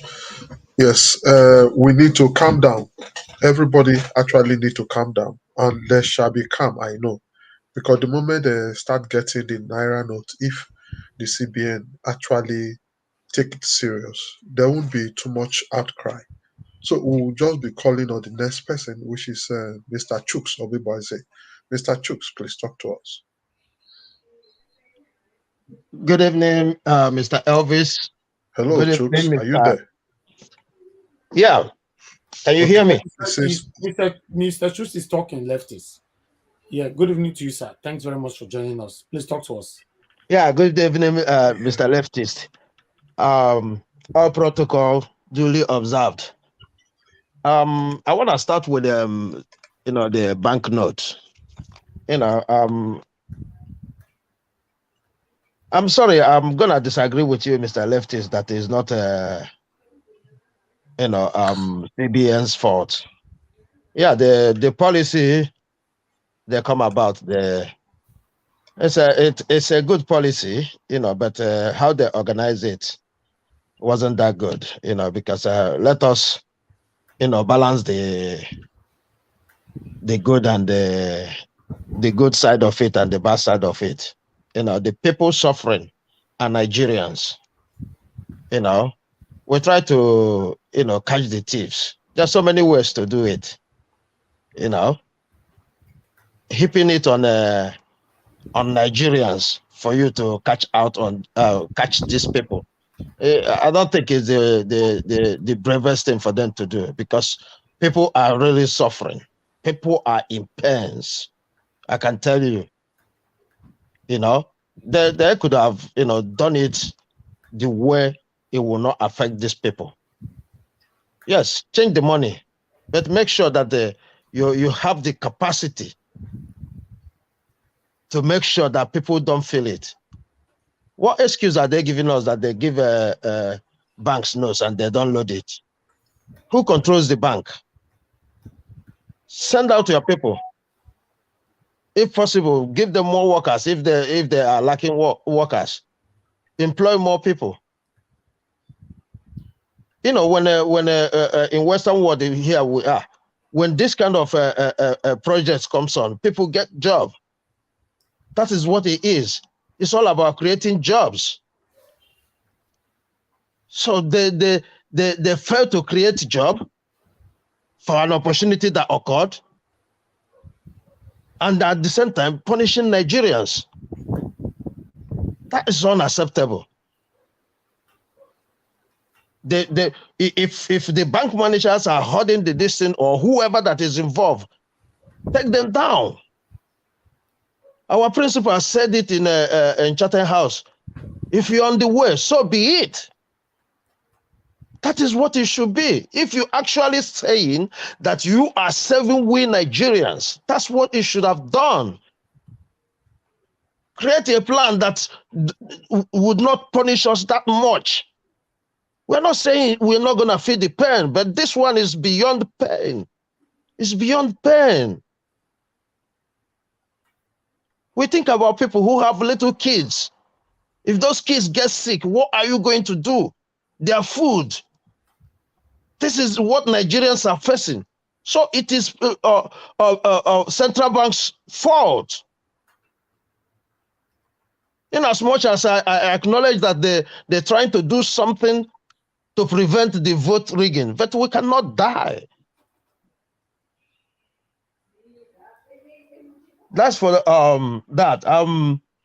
I go on to the vote student vote. The student vote is that lady. She said it all. If you can, and I think we've re-echoed that here previously. That if they can stay 8 months at home, 1 week, miss the exam, because when they miss the exam in marks, they cannot go ahead. They also have the right of civil disobedience, especially when it pertains their civic duties. They have to. They have to say 3.5 is too big to ignore. The students should organize themselves, make sure all go out there and vote. There's nothing they can do them. How many exams did they miss during the strike? Complete year, educational year wasted. And they're telling us that 1 week. Do they not have the electoral calendar for them to put exam within that time? Exam shouldn't get anywhere near this time, because they know that the election is holding 25th of December. I mean February. So any exam they put in now, they're just using it to manipulate us.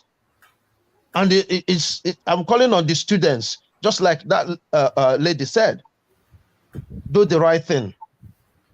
Do the right thing. This is an opportunity for you not to stay at home another 8 months. Do the right thing.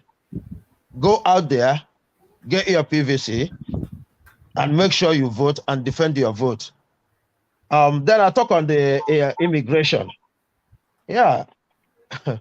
They say these are the people who voted them in 2015. So now, because there's a division among them, which God has said that thing, its time have come. Nobody can stop it. That is the confusion we are witnessing in them. Because these are the same set of people they used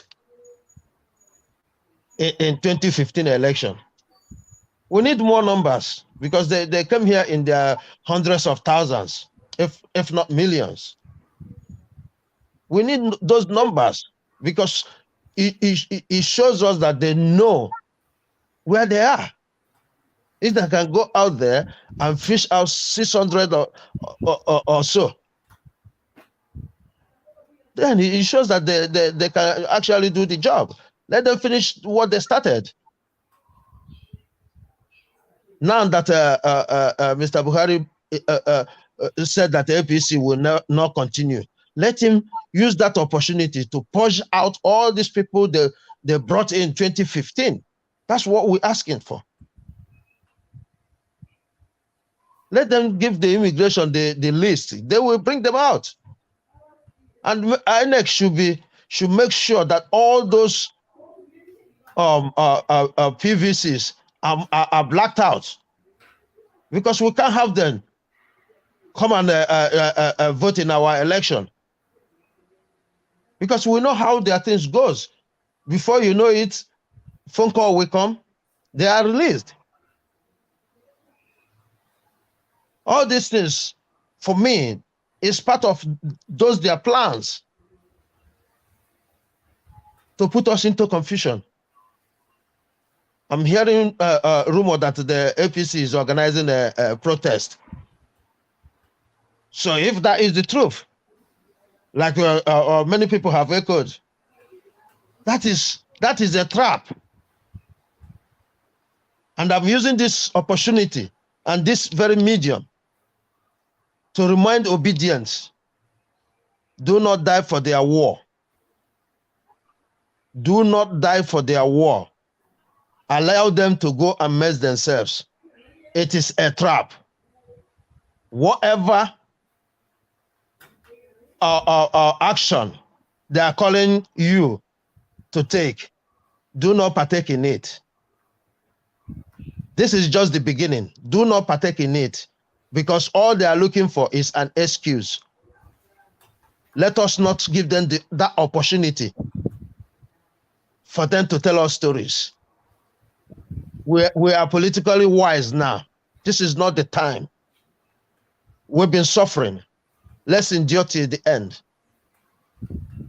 If we endure till the end, the victory will be sweet. I yield here. Thank you. Thank you, sir. Thank you, Mr. Shooks. We appreciate you. Thank you, sir. All right, Madarita, good evening to you. Please talk to us. Yeah, good evening, Mr. Elvis and Mr. Leftis and everyone at home in the comment section and my fellow panelists. First of all, I'd like to start with, the gentleman that called, with comparing Governor Basaki and Peter Dirokobi. He has a right to his opinion. Sir, if you're listening to me, you have a right to your opinion. What I think that what I want to tell you is this: when it comes to politics, or rather, let me just say, in a democracy, there are two things here: leadership and followership. First of all, please, I urge everyone, please do not compare Governor Basaki and my president, Peter Dirokobi, because they are completely two different individuals in all ramifications. They're like night and day. There's no comparison at all. And I thank my brother Alex for putting things out there in the right perspective. Now, as I was saying earlier on, leadership and followership. Now, Peter Dirokobi becomes our president, which he will, because God has made that seal. Peter Dirokobi for Aso Rock. And when he becomes the president, and that is the leader, now, you and I, who are the followers, those of you in diaspora, just like my brother who called from Italy, I believe it's Italy he called from, you are the citizens. Now, it's just like Peter Dirokobi is the engine, and we are the citizens now. We are sitting on the steering wheel. We know when to press brake. We know when to reduce the speed because we are following the rules. Are you as a citizen ready to obey the law? For example, you peel banana or orange, you throw it in the gutter. It's not Peter Dirokobi that did it. If you are bribing people right from the time you land Airport, you are bribing the immigration official because you want to beat the line. It is not Peter Obi that say you shouldn't be, that you should beat the line, or because you're looking for your luggage, you start jumping like a monkey over other people and pushing people without even apologizing for it. It's not Peter Dirokobi that did it. Worshipping money over good character.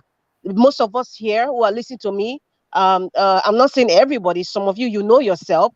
Most of you worship people that have money over people that have good character. That is the Nigeria of today. And for example, you probably have aunties, uncles, even brothers and sisters that work in the ministry. People collect money before they can forward your file. It is not Peter Dirokobi that did that. So are you ready to be a good citizen? Are you ready to obey the law? Are you ready to work with Peter Dirokobi, our president, to make Nigeria great? You see, one thing I have noticed constantly is that, I would admit it, Nigerians are lazy in thinking.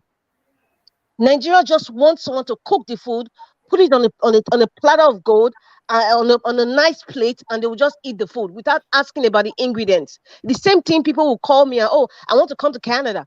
Okay, you don't want to do your research. You want to go to school. Do your research. Find out the schools you want to go to. Find out how much you can afford before you click on. So they just want you to do everything. Peter Dirokobi cannot do everything.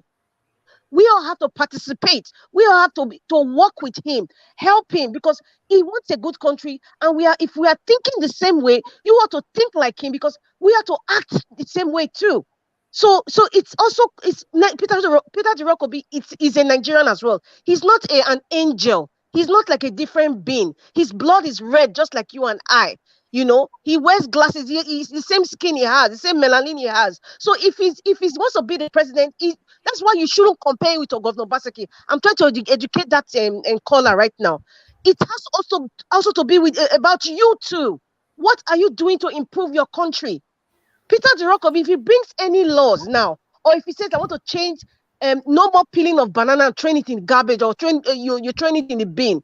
And there are citizens that don't want to throw it in the bin because they are lazy. They'll throw it on the road. What are you going to do about that? If you arrest you now, will you say Peter Jirokobi is evil? No. So the only thing that when I say we have a good leader is accountability. And he has said it. If I place you in any position and I see that there are things that are not working well because of your bad leadership, I will take you out of that position. Period. Because that's how it works in diaspora. When you are driving, you dare not cross the red light. Sometimes you have cameras, just like in the UK. You have cameras, or the police will stop you. You know you're gonna get a ticket. You don't do that. So you know the right thing to do. Nigerians know the right thing to do, but they're so lazy and expect Peter Jirokobi to leave Aso Rock to come inside your bedroom and tell you how you're going to arrange your bed. So it's a participatory action. Everybody must participate with Peter Jirokobi. It's not just him. We should move that. We have to unlearn some certain things. We have to unlearn it. That's one aspect. Now going by the videos, voters education, is very key. I'm very happy, Sir Elvis, you played that video, because I think you should be playing. I would suggest that you play that video every day, so that we can which also. Of the video are you talking about? The one about what to do on election day. Okay. Yes, because another thing too. I mean, in Nigeria, I can't say everybody has data or have electricity to watch those videos, but that's why we have the National Orientation Agency in Nigeria. These are the kinds of things that they need to constantly show on TV, play in the radio. I'm very sure in the north, because most of them listen to radio, they play it, but I don't know what the NOA is doing. But you see, we are the mercy of the internet, social media age. We are just doing the work of the NOA, and that ministry is there, and there's money budgeted for the National Orientation Agency to do these kinds of things. So anyway, I'm very happy you played that video. That was very, very educative. As for the people that they caught, the immigration and all that, to me, I just think this is just like a busybody action. It's commendable, but the reason why I say it's busybody action is because we all know that we have illegal immigration. We have been dealing with illegal immigration for decades in Nigeria, especially from the northern extraction, from Niger, Chad, Cameroon, Mali, Senegal. The list is endless. We know that they've used them to vote in the past. We know, and that's why we practically even have these Fulani headsmen or unknown gunmen from the north, or the bandits coming in. Some of them are half Nigerian. If you go to Adamawa State now, predominantly, almost majority of especially from the northern part, they have relatives from Cameroon, just like the former vice president, the PDD, Mr. Mikano. Many of them have relatives, just like the president said, he has relatives from Niger. If you look at the Nigerian map from the northern extraction, if you go to Kebbi State, for example, if you go to Kebbi State, in fact, if you see the body, it's like you're walking from your bedroom to your kitchen. It's that simple.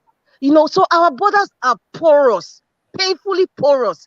Immigration reforms needs to be done. It hasn't been done. The National Assembly are silent because they are complacent in all this illegality. So that's why I said it's busybody, because if you now look at the hierarchy of what has been going on, why all this show, is it now that they're picking up all these people from different countries? It's not now. And another thing too, we don't know how many has been here since last year. They're only picking these ones that they caught at the border. But what about the ones that are already here? So it's just busybodies that are just playing. But however it is, it's good that this. However it is, it's good that this is being exposed and is being talked about. It's very, very good. As per the woman with the students, I could understand her when she was saying that students must vote. Sir Elvis, I think it was over 1 year ago, or maybe it's up to a year. There's something that you said that was significant, and you were always saying it. You said, "How old am I now? How old were you when Obasanjo was the president? How old were you when Goodluck Ebele Jonathan was president? And how old are you now?" So it adds up. The years adds up. Elvis has said something like that last year. I remember very well. He was always saying, "How old are you now? Do you know how old you'll be 4 years time or 8 years time when these people are in government? What will happen to your life?" So when this woman was talking, I was just smiling, because where is SUG? Where is ASU? Where is NASU? They have already lost an academic session anyway. So what difference will it make? Now, if the SUG, Student Union Government, you go meet the ASU, or even going to meet their VC, or the different organizations you have in different universities. If your SUG government and students protest to say, listen, we want to vote, we want to be part of this change that we are hungry for, there's no way they wouldn't listen to them. They would listen to them. But I'm not hearing, I haven't heard any SUG government representative come from any university in Nigeria. None. Not even on social media or on the private level. None. None. There's complete silence. Even the ASU, complete silence. I haven't even seen a private video, not even like a private video in their living room complaining. I haven't seen any SUG official come out, and they're even part of the students. I haven't seen them come out. So what is this silence? What is going on? Because if students are appealing and they're asking because they want to exercise their rights, they should be able to be listened to. So I really don't know what to say about that, because I don't know, where are all these associations? We have an issue of talking to the wrong people that are giving us pain. Just like people are breaking ATMs, beating bank staff, when you're messing up their car, vandalizing. They are not the CBN governor. They're not the ones making the rules and regulations. They're not the ones making the decisions for Nigeria. So we now direct our anger to the people that are like us. I wish they would go to Enyefele's house or his village or something, or appeal or go to government house, or go to your Senate representative, House of Rep, State House of Assembly members' house, and shout there, not beat people. I saw a video of them beating a woman, a bank official. Come on, Nigerians.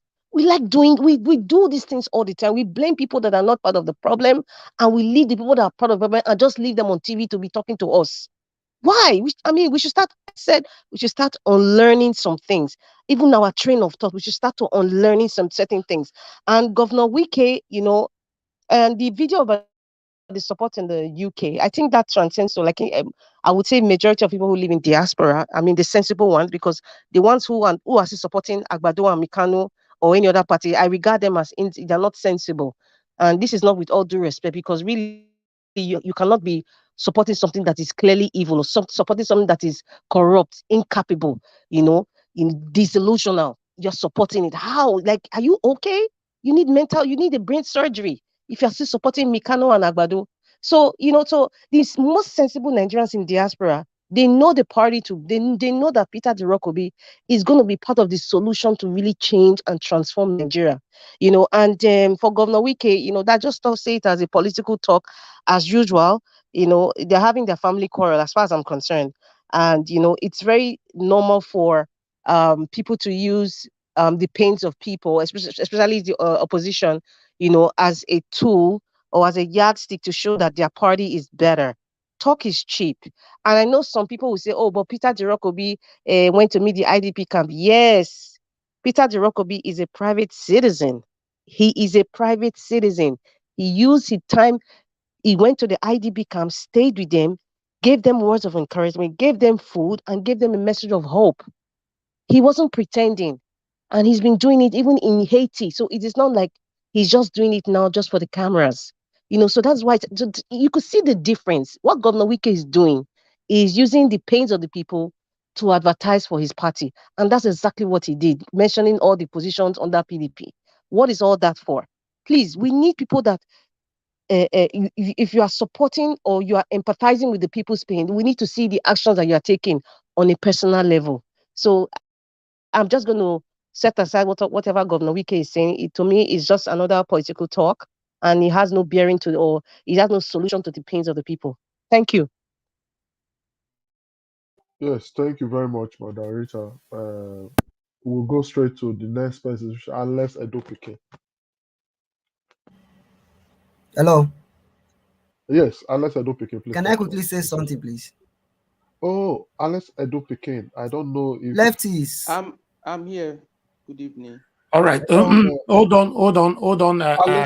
Mr. Alex Edopike, please hold on. I'm not sure why leftist is not hearing some of the panelists. Chobala, go ahead. Chobala was talking to you. Did you hear him? Yes, he said he want to quickly say something. It was the turn. I already called Alex. So Unless I do pick it, just hold on for Theobala. Let's Oh, hear okay. what I he wants see to you not say. hear him. Okay, go ahead, I have. Theobala. Okay, I just wanted to make a quick reaction to what Madam Rita said regarding when she was talking about people coming to Canada for school and other things, and she make a statement which I'm not really comfortable with, that Nigerians are low in thinking. I'm not really comfortable with that. Maybe at least. Maybe, sir, maybe you should ask me what I meant instead of saying you're not comfortable.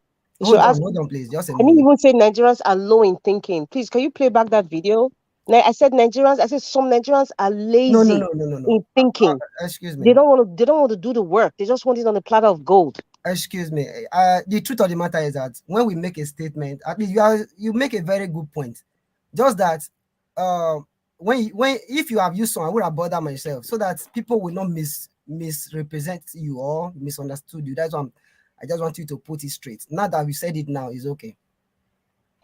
All right. Thank you very much, Theobala, for quickly taking note of that language. I didn't take note of it. I would have also interjected in, because you don't need to generalize Nigerians. No, it's not fair. You know what? The issue I let's have here, the issue I have is anytime I speak, I don't think people actually listen to me.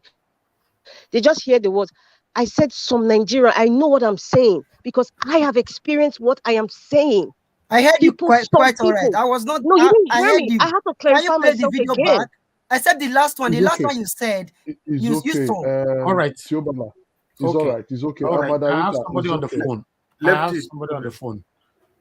Please hold on. I have somebody on the phone. But Victor, please talk to us quickly. Yeah, thank you. Good evening to you. Yeah, thank you very much, Candidacy. God bless you. All protocol, sir. I want to speak on quickly on the immigration stuff. The immigration issue. The Northern Caliphate has planned it for a long time. If you go to the record when they started recruiting immigration officers, they recruit almost 65% from the north. So if you go to every border we have in Nigeria, the head of each border location is headed by a northerner. They know all these things. All these things have been planned. That is why you see nepotism. Nepotism is in the highest order in Nigeria. And this is being perpetrated mostly by the northern political class.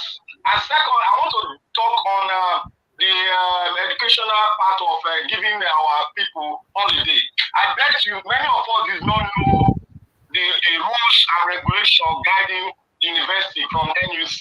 Like when I was in school, we got to dig in and we went on rampage in school. Why? Because NUC stipulated that before any examination, you got to give the student 2 weeks off to go and prepare.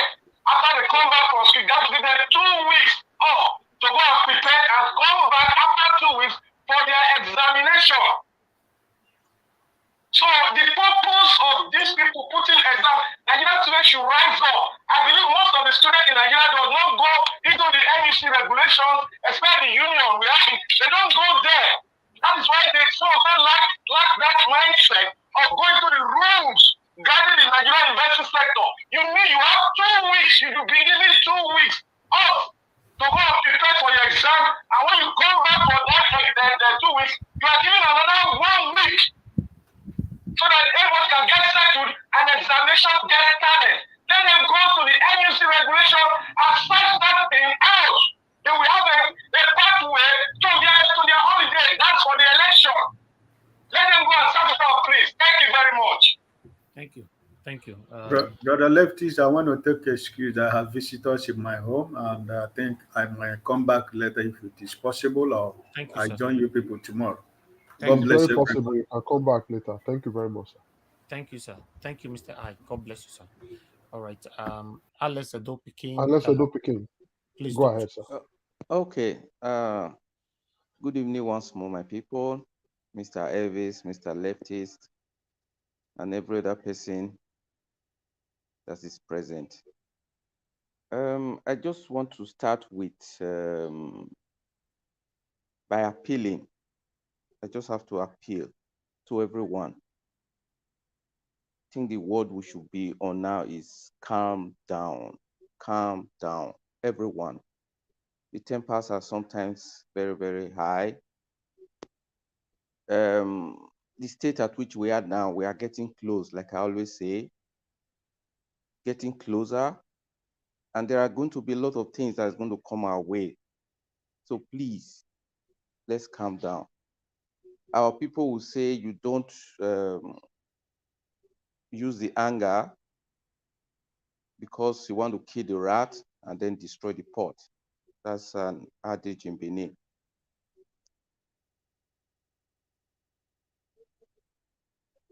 When the central bank brought the issue of Naira notes, we all applauded. Let's face the fact. It was applaudable because it was meant, the primary purpose was meant to give advantage to Nigerians. When I say Nigerians, that is the people who have not been oppressed by the oppressors. And we know who the oppressors are.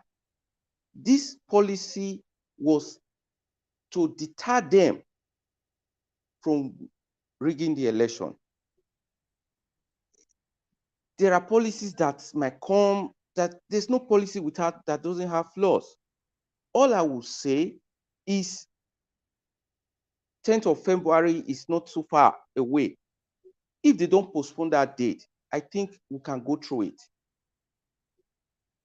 They've been able to deter these people. If they've not been able to do it, all this crime will not be coming up.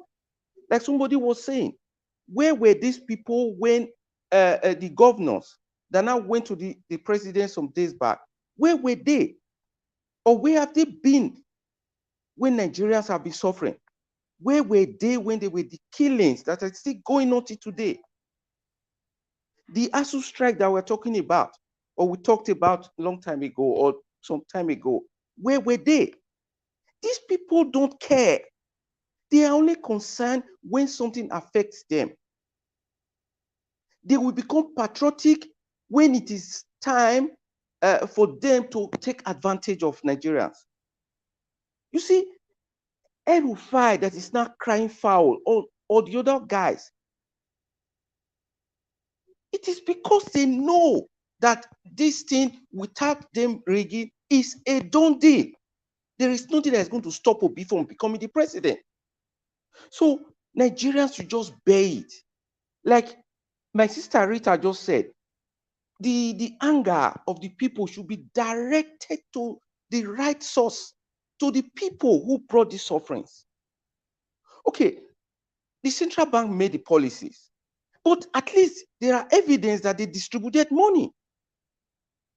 Why should the money not be given out just because one person or some group of people that are in power, talking about the managers, decide not to do it?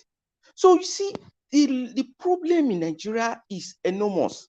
We cannot just solve it overnight, but we have at least the hope that we can start to build. So let's lay the foundation. And in laying this foundation, we are going to face a lot of obstacles. So please, like I said before, we have to calm down. That's for that. Then as for Elrufai talking about Obi, he now said, please listen to what he said. He said Obi has now 16 states where he's sure of 25%. My people, does that not tell you that we are already on the celebrating mood? This is the same person that said he will not get 200 people coming out from Kaduna State to welcome him. They've not, from their own research, according to him, Obi now has 16 states that is sure. When I listened to that, I said, wow. I said, we have really hit home. So please, let us see that we are getting close and focus on how we are going to pass the finish line. So that is what I would say about that. What else was showcased? Yeah, that of the students. Yeah. the person that called in, she made a point. The students should just go out there. As long as they have their PVCs, they've registered, they should go. No matter what the schools are going to say, they should go out there. I tell you, these guys, they plan this. How can you set examination when you know, they already know this calendar? They know exactly when the election is going to take place. Since how many months? Now they are coming up to tell us that almost, I don't know how many million students will not be able to vote just because they want to write exam. The exam they could not write in 8 months. So please, I will urge all the students, just this is the time to really disobey the authorities, because what they are fighting for is for the rights of all other Nigerians, and it's their rights, their civil rights. So they should go out there, don't listen to them, go to your location and vote on the 25th. That is what I will say to them. I don't know if I touched on everything, but I will have to yield now because I have other things to do, and I wish you guys a very pleasant evening, and God bless you all. Yes, thank you very much, Alex Edo Pikin. Thank you. That was a beautiful one. You almost touched on everything. We'll just be calling on the next person, Mr. Alex. Talk to us. Thank you, Mr. Leftist. Can you hear me? Thank you, Mr. Najawash. I greet everybody. Thank you, my brother. Thank you. Yes, thank you for the great work we are all doing. Those on the comment section, I greet you, my fellow panelists, viewers worldwide. First of all, I want to say I take my stand with the suffering Nigerians, as always, in these very critical times. I stand with those who cannot withdraw their own money from the ATM machine. I sympathize with you. Those who cannot move from one end to another end because of the restlessness and the restiveness of citizens, I sympathize with you. And the citizens who are restive, is their right, I sympathize with you. Those who cannot afford food stuff, I don't know how you are eating. It's not left for me to judge you on how you have become or on how you are reacting to the political stimuli created by this nambic bambism of our political gladiators. I sympathize with you. I don't know if you ate last night. I don't know how many square meal you've had today. I sympathize with you. I share your pain. Yes, you may not know me. We don't need to know each other, but we are citizens. So this is not how citizens are treated. So I cannot only come here and try to correct you, but I have to let you know I know your pain. Yeah. And for me to tell you to calm down is very difficult for me, but I have to tell you to calm down. It's very difficult because I don't know what you're going through. I don't know if you got money to take the medicine you are taking. Some of you have medical conditions. You have tablets you buy every week. Your children have medical conditions. You've set out plans for the next 3 months that have been thwarted by factitious and extempore policies of wicked leaders. I want to say I stand with you in these critical times. I'm one of you, and I will remain one of you. Yeah, if you can find a way in your heart to try and listen to reasoning, it's not easy for me too talking to you. Yes, it's not easy for anybody. So long you live in Nigeria, even if you are Dangote, it's not easy for you. We know. We must find a way to try and read the signs. Like the biblical the days of this wicked men are numbered. It's no longer next year. It's no longer next 2 years. It's no longer next month. It is next few days. It's fact, hours. So we need to try and think twice. Sometimes wars are not won on battlefront. Wars are won with intelligence. That is why every country got intelligence units. They don't talk about weapon units first. It's intelligence unit. My critical, study or my critical history or historiography of the war of attrition or belligerency between PDP and APC did not start today. It has always been on. They come with different nomenclature to confuse us. They come with religious divisions to confuse us. They come with ethnic divisions to confuse us. They come with regional divisions to confuse us. But now this is the first time since 1960 we are rising up to the occasion. And they are seeing defeat staring at them face to face. So they are throwing their last shots. Gentlemen and ladies, don't forget the Lekki Toll Gate massacre. They know they've done so badly. They know that the pen and paper will not forgive them. History will not forgive them. They know they've lost their conscience. They've sold their souls to the devils. I want to also start from the caller that called before from Italy.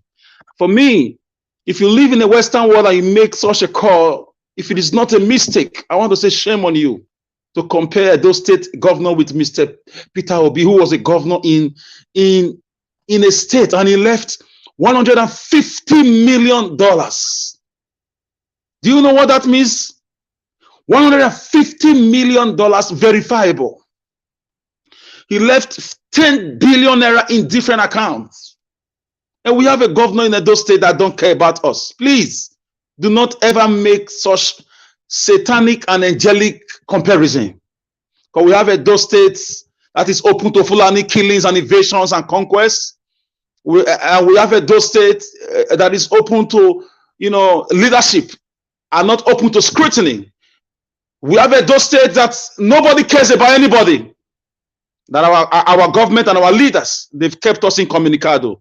So it's not about Edo State today. Let me not deviate. As for the students, let me start with the immigration. Let me tell you guys, this is what has been happening since 1914. This is part of the deal. Let me take you a little bit down the history lane.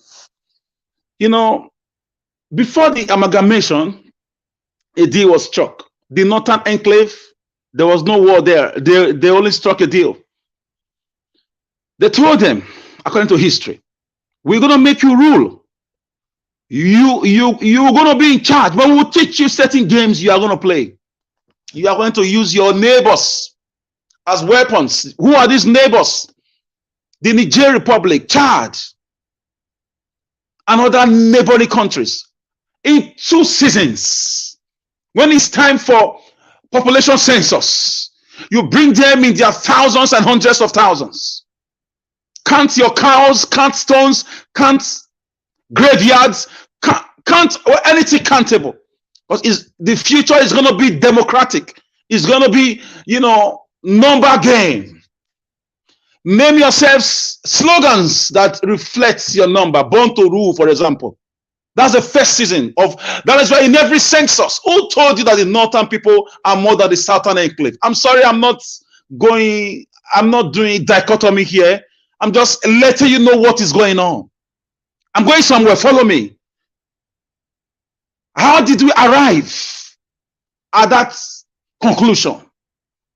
That the north has more population than the south. Nobody has proved it thing today. During elections, they do the same thing, the second season. They bring everybody who cares.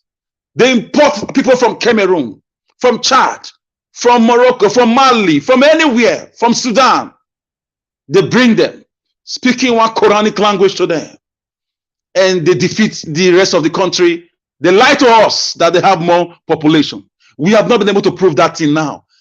Have you ever heard any political administration, military or civilian, telling us this is the exact figure we have? No, it's always we are around 200 and something million. We are around 180 something million. Why is something there? So there is a calculated attempt to continue to drag the southern part of this country backward. I condemn the activities of the immigration officers. I say Kabutu rejetamenta to their activities, to the vuvuzela they try to send to us. For me, it's not today. It's because there is a crinkle crankom. There is a battle of attrition, a war of attrition between them in the villa, between them among themselves in the cabal. This is why we are hearing about this so-called fortuitous adventitious, extempore, impromptu arrest. Why are you just showing us now? Why are you just arresting them now? How did they get the PVCs? Who were the officials? PVC getting is not what you do in 2 minutes. It takes time. It takes hours. It takes data. It takes information. It takes assembly. It takes locomotion. It takes, dialogue. So why? Who do they think they want to fool? They're trying to play on our intelligence. The articles of this world, the Tinubus of this world, and those in the presidential villa will reject your assertions and postulations to us. So the immigration men and women who were chosen to do this job, they failed. Because Nigerians are more aware than the 1960s now. And the British must be ready for the collapse of the 1940 amalgamation pretty soon. So let me go to the video that spoke about students, not being allowed to vote. Guys, wherever you are hearing the sound of my voice, do not confuse the volume of my voice for rudeness. I'm like this because I want a better country. Use your head. Think. Why did they bring Big Brother Nigeria from the normal date? They backtracked it to this period. One, why did they hurriedly call off the strike? You were home. They allow you to do your PVC, and immediately election is getting close.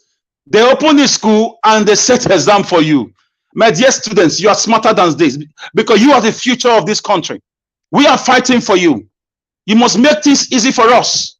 Carry out what we call civil disobedience. I call on the NAS of every school, National Association of Students, in every chapter, in every campus, in every higher institution, to say capital rejectamenta to exams during the electionary week. Because so long you are 18 years old, the Nigerian Constitution, guarantee your right to vote. If possible, be voted for at certain level of government participation. So, gentlemen and ladies, is a fraud. Our governments, our leaders, unfortunately, we've not had leaders who are selfless. We've not had leaders who are patriotic. We've not had leaders who are inspired. I'm not sure Kwame Nkrumah of Ghana will do like this. I'm not sure Nelson Mandela will do like this. I'm not sure leaders who fought for independence, about Macaulay, Awolowo, Anthony Enaro, will behave like this. They'll be turning in their graves. How can you want to, deprive 3-point-something million votes? Students, deprive them their rights of voting. That is, for me, that is capital rejectamenta. We must continue to hear our voice, to give our vuvuzela to the entire world, to come to the head of these students. And I call on the authorities, the school authority, ASU. I'm suspecting them now. Why have they suddenly gone into social oblivion? Why are they not vocal anymore? When it's time to ask for salaries, time to ask for increments, time to ask of agreements reached years ago, you see them in the pages of newspaper. Where are they now? Let me warn you, ASU, people. This fight is also for your good. Because if the election is done and something goes wrong, Nigeria is collapsing. You will not have a school to be a worker. And if something goes wrong, whatever agreement you reach with Jonathan, as you've always postulated for donkey years or for a month of Sundays now, is going to be inconsequential. So have a rethink, governance yourselves, and let these children go home. Let the students go home and stand for themselves and cast their votes. Because we cannot allow such a colossal, such a gargantua, or such a deficient amount of votes to just go like that. We will not accept it. So we will call on all well-meaning Nigerians to come out with their voices and speak for the Nigerian students, so they can go get their PVCs or they can go cast their votes. And which other video did they showcase, Mr. Najawa? If you can remind me of something I've not talked about, please. Press like as quickly as possible. The CBN money, voila. Mr. Leftist, Mr. Leftist, I know you are trying to be you are trying to be hilarious now, but let me take on that in a jiffy. For me, I know there is a royal rumble. There's a political WrestleMania among these men and women at Martin Onipos. I mean, those in authority, that is. There's a level of heated krinkum. These men are not at peace with themselves. I'm talking about the likes of Rotimi Amechi, the likes of Festus Keyamo, these guys who used to be friends in the looting of this country dry. So these are giving birth to a harsh policy. Maybe maybe the CBN governor meant well, maybe something well, but I am sympathizing with the plight of my people. The people of this country do not deserve to be the grass that suffer when two animals are fighting or many animals are fighting themselves. I call on those in authority to settle themselves in any way they can to relieve Nigerians from these excruciating pains. Like I said before, Nigerians, I may not have rights to tell you to calm down because I don't know how you feel. I don't know how you go through your daily struggles. I don't know how you take your medications. I don't know how you are going with your plans that have been thwarted. But please, let us not fall for their trap. The money redesign, the money changing, I did not see any reason for it unless to stop vote buying.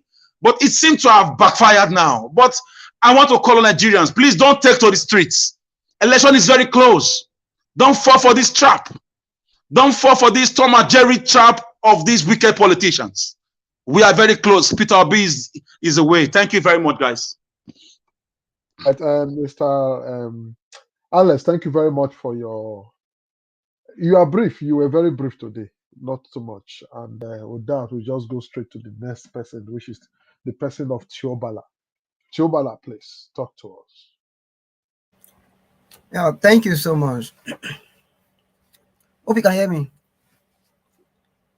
Good. Yes, we can hear you. Yes, we can hear you, my brother. Go ahead. Okay. Thank you. I really want to start with the issue of Naira redesign and the protest that might spur out of it, or which you have earlier said, concerning Nigeria people. They should not allow the politicians to use them to scuttle this election coming up, because we are prepared for them. We are prepared for this election. Many Nigerians have spent so much for it, their resources, their time, especially most of us coming around. You dedicated this channel for this cause.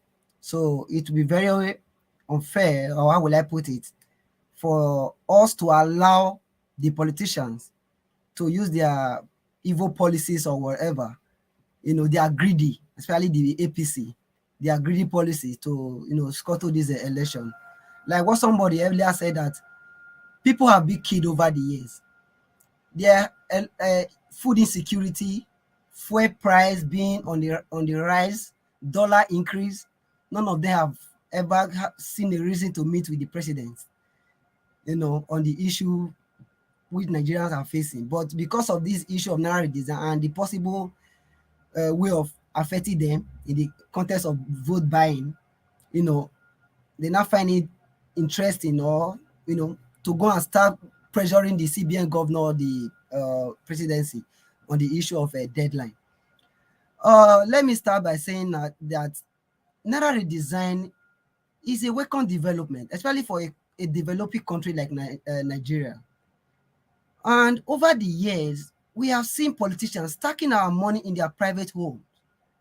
And this money are not being in the circulation.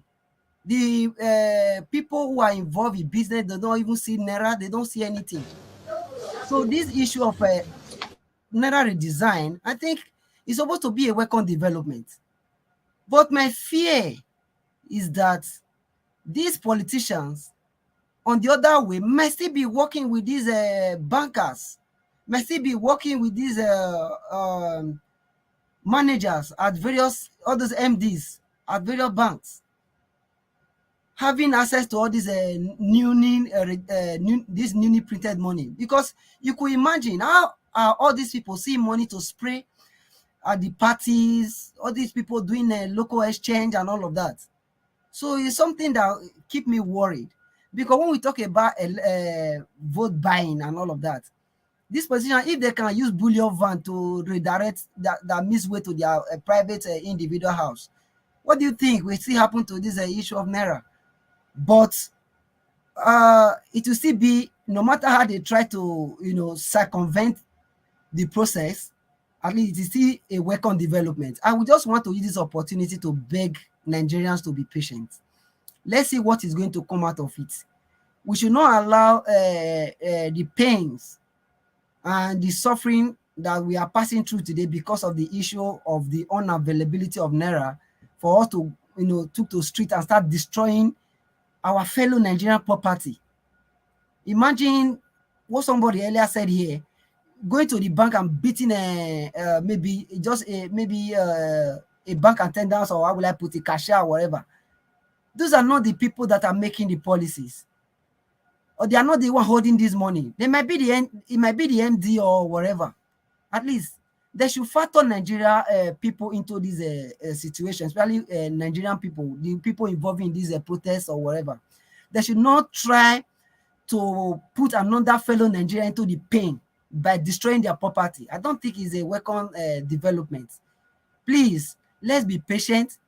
Let's get our PVC, because that is the only way we can use. That is the only weapon we have at the moment. Whether we like it or not, we cannot fight government. We cannot fight government. Look at what happened during NSAS. They will find one way or the other to bring in army and all of that. Once one person is now, two persons is now, every other person will run. The only weapon we have now is just the PVC for now. Otherwise, if we resort to the other way around, many things will go down and it will not be well for the nation. Remember what is happening in Ukraine. We don't have foreign body that will come and rebuild our nation for if anything eventually goes wrong. Please, let's just be patient. And I actually called somebody this afternoon in Lagos. They are really, at least a sister, they are really feeling the pain. Like they don't have money. If you go to buy, if you say you need 30,000 Naira, they will give you 10,000 Naira. If you go to a POS, you need 5,000 Naira, they will give you you have to pay 600 or so. So they are feeling it. They are feeling the pain. But I just want each and every one of us to be patient, especially people living in the country. You just have to be patient. If it take you to be using transfer to do your transaction and all of that, please, you think you just have to find a way to do that for now.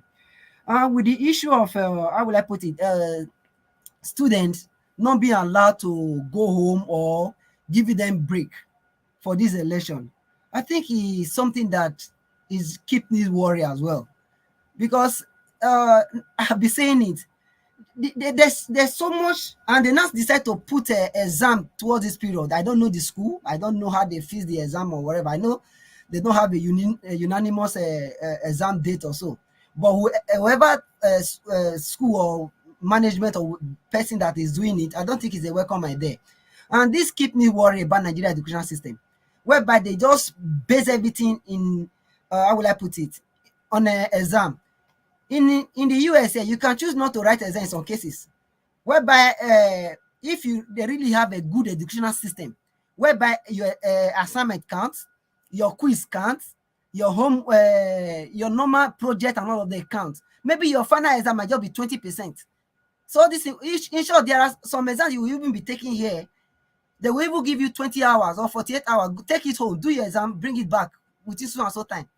So what am I trying to say in essence is that these are the issues we have been facing there. And this, even the Nigerian people are even fighting for.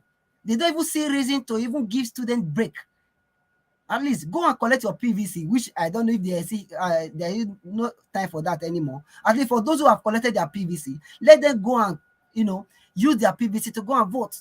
I know somebody who registered in Lagos, is school in University of Benin. How would such person vote? I know somebody who lives in Benin, is schooling at school in Ekpoma. How will such person vote? And most of them were unable to come back to come and collect their PVC. And they cannot be moving on the road. You know the nature of our road, what is happening. These are the issues, these are the way this government or these people are using to, how will I put it, to reduce the number of voters. But one thing I just want Nigerians to be aware of, whether they allow students to go home or they allow students to not to go home, people will still vote. Personally, when I was in Nigeria, I read my PVC. I did it at UDSS inside University of Benin. So definitely, if you say we cannot go, definitely my election they will still go there and vote. So it's not a thing we should be worried about. And according to most of the people who have come out over the time, Peter B is leading with the majority vote, whether we like it or not. According to poll, even according to analysts, even Elrufai even came out to even said it the following day that Peter B is pulling away 16 states. You know what it takes to pull away 16 states? You know, having 25% across these 16 states in the country, doing at least beats in other states. It shows that Peter B movement is really a big force. And this is a person who does not even like Peter B. For him to have given Peter B such a number of states, and you know, something good is coming up. I'm more be sincere with you. The election that is coming up, come this February 25th, is not going to be the normal election we know before. The number of voter apathy we normally recorded before is not going to happen again, because this is an existential fight. If we cannot get it now, it is going to be a dead end for Nigeria. It's going to be a dead end for the country, because things are not working. Our productive sector is down, is in a comatose. Look at our education system, is down. Our healthcare system is down. This will not take me to the issue of people, the porous border. How people have tripped into the country without notice, and they were able to register for PVC is after maybe they called them before they now recovered some PVC from them. Majority of them are still in the country with number of PVC in their hand. So these are the issues we have. No surveillance in our border. No surveillance in our border.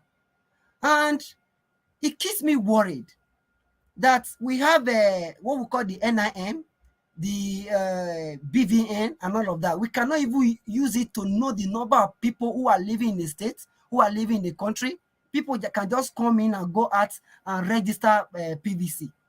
We don't even have record of people living in a society or in a state or in a given country like Nigeria. And we say we want to, I don't know what is happening. See, Nigeria needs total overhauling. As in, we need a system that will be working for all. We need total overhauling. The insecurity in the country needs total overhauling. Because sometimes I wonder, because when people say we need to increase the number of force, yes, it's very important. But a system is what we need to build right now, that we checkmate all these things for each and every one of us. Because the way things is going, I hope things get better some days. That is the more reason we are on the goal of electing the person of Peter Obi. Otherwise, we will not see a Nigeria we want to build. Please, Nigeria, be patient and let's see this election. Let's let this election come true. The issue of Wike saying something regarding military taking over, I don't know if I heard it correctly. Correct me if I'm wrong. I think whether we like it or not, in every information, there are some things we should take into consideration. Yes, it might not be totally right, but whenever there is an anarchy in the states, whenever there is a protest in the state, the next call of action is military to take over. It might be interim, you know, but for us not to allow such thing happen, we just have to calm down. Otherwise, if anything happens, because this election, 1 day is too big for things to happen. We still have about 20 days to go. And within these remaining 2 weeks or so, or 3 weeks, is very critical to Nigerian people. We just have to take life easy, especially people living in the country. Please, if anything unrest happen, insurrection, if it happen, military is the next call of action. Please, we don't want that to happen. And if it happen, most of them, you don't know, they might decide not to go back. Please, it's very important. And all in all, I just want to use this opportunity to beg Nigerians, both living home and abroad. We just have few days left. Call your people back home. Keep telling them about the logo, because sometimes on election day, because of tension, people might make mistake. No matter how brilliant or educated you are, once you're under pressure, you might make mistake. You'll see many void votes. You want to thumbprint, things will happen, you thumbprint on the wrong side. And the issue of this Papa Mama Peking, there are other logo that also carries people, whether a ZLP logo that has a Papa, short, some people in it and all of that. Please call your people back. Kindly educate them on the LP logo, LP, and the design. You know, Peter B will not be on the ballot and many other. Please. Yeah, please. It's very important. And somebody said something, how we can sponsor people on election day, being the polling agent and all of that. These are the primary responsibility that we as an individual must do. We must do this. At least call your people. At least sponsor somebody. Whether money or whichever way you want to sponsor them, give them a reason why they should do so. Please, it's a call for action, and we must take this thing into consideration and move. Thank you, and I really want to appreciate each and every one of us who are becoming here on a daily basis. Your voice have resonated with many Nigerians. You are fighting a very good fight. Every day you come here, not that you don't have anything doing.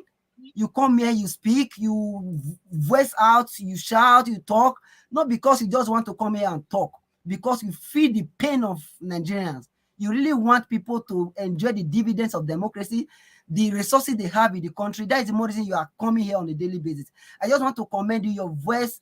People are, I think you are making a very good point, and definitely you go to be a winner at the end. Thank you so much. All right, thank you, Tiabola. Thank you very much. I will just go straight to ECBD. ECBD, please talk to us. Tell us your view. Hello. Yes. Good evening, everybody. Good evening, sir. Thank you for having me. Well, not been coming for a while. Just my work schedule kind of changed a bit, and I think without saying too much, because Mr. Tiobola has done a lot of, has done justice to majority of the points, and but I will just say this. You see, let us not be distracted, and all these people talking like Wiki and all these people talking about these things they are talking about. We should also understand that these are politicians, and yes, there's a point that is also good for us to take from what he's saying, because they will bring out all their cards, because obviously Peter Obi is leading. Obviously the people are fed up, majority of the people, apart from the few ones that are still allowing themselves to be fooled by religious and ethnic sentiments. So so they will bring all their cards out, and that's why I also believe that this thing of trying to create some kind of artificial rift in APC within their party, in my own opinion, I feel like it's just a distraction. So nobody should fall for that, because they understand that if they can create that kind of faction, then they can be able to present their candidates or themselves in a certain way that is, maybe they feel like it will be different from what people already perceive of them. So we should not fall for all these tricks. Let us remain focused, and keep on shouting Peter Obi. Anybody tell you that, president versus who, it does not concern us. It is their party affair. They should all be doing their protest and everything they are doing among themselves. So that's basically, I wouldn't want to say too much, because I believe that we have spoken a lot, and also my phone battery is kind of a bit low, because I've been on for a while waiting for my turn. So, and before it goes off, I just said, let me say that let us remain focused, and thank you so much. Thank you, Isibidi. Well, I think we have one person that have not spoken now. That is the person of he just joined us. In fact, Oga Victor for Obi. Victor Naija for Obi. Talk to us.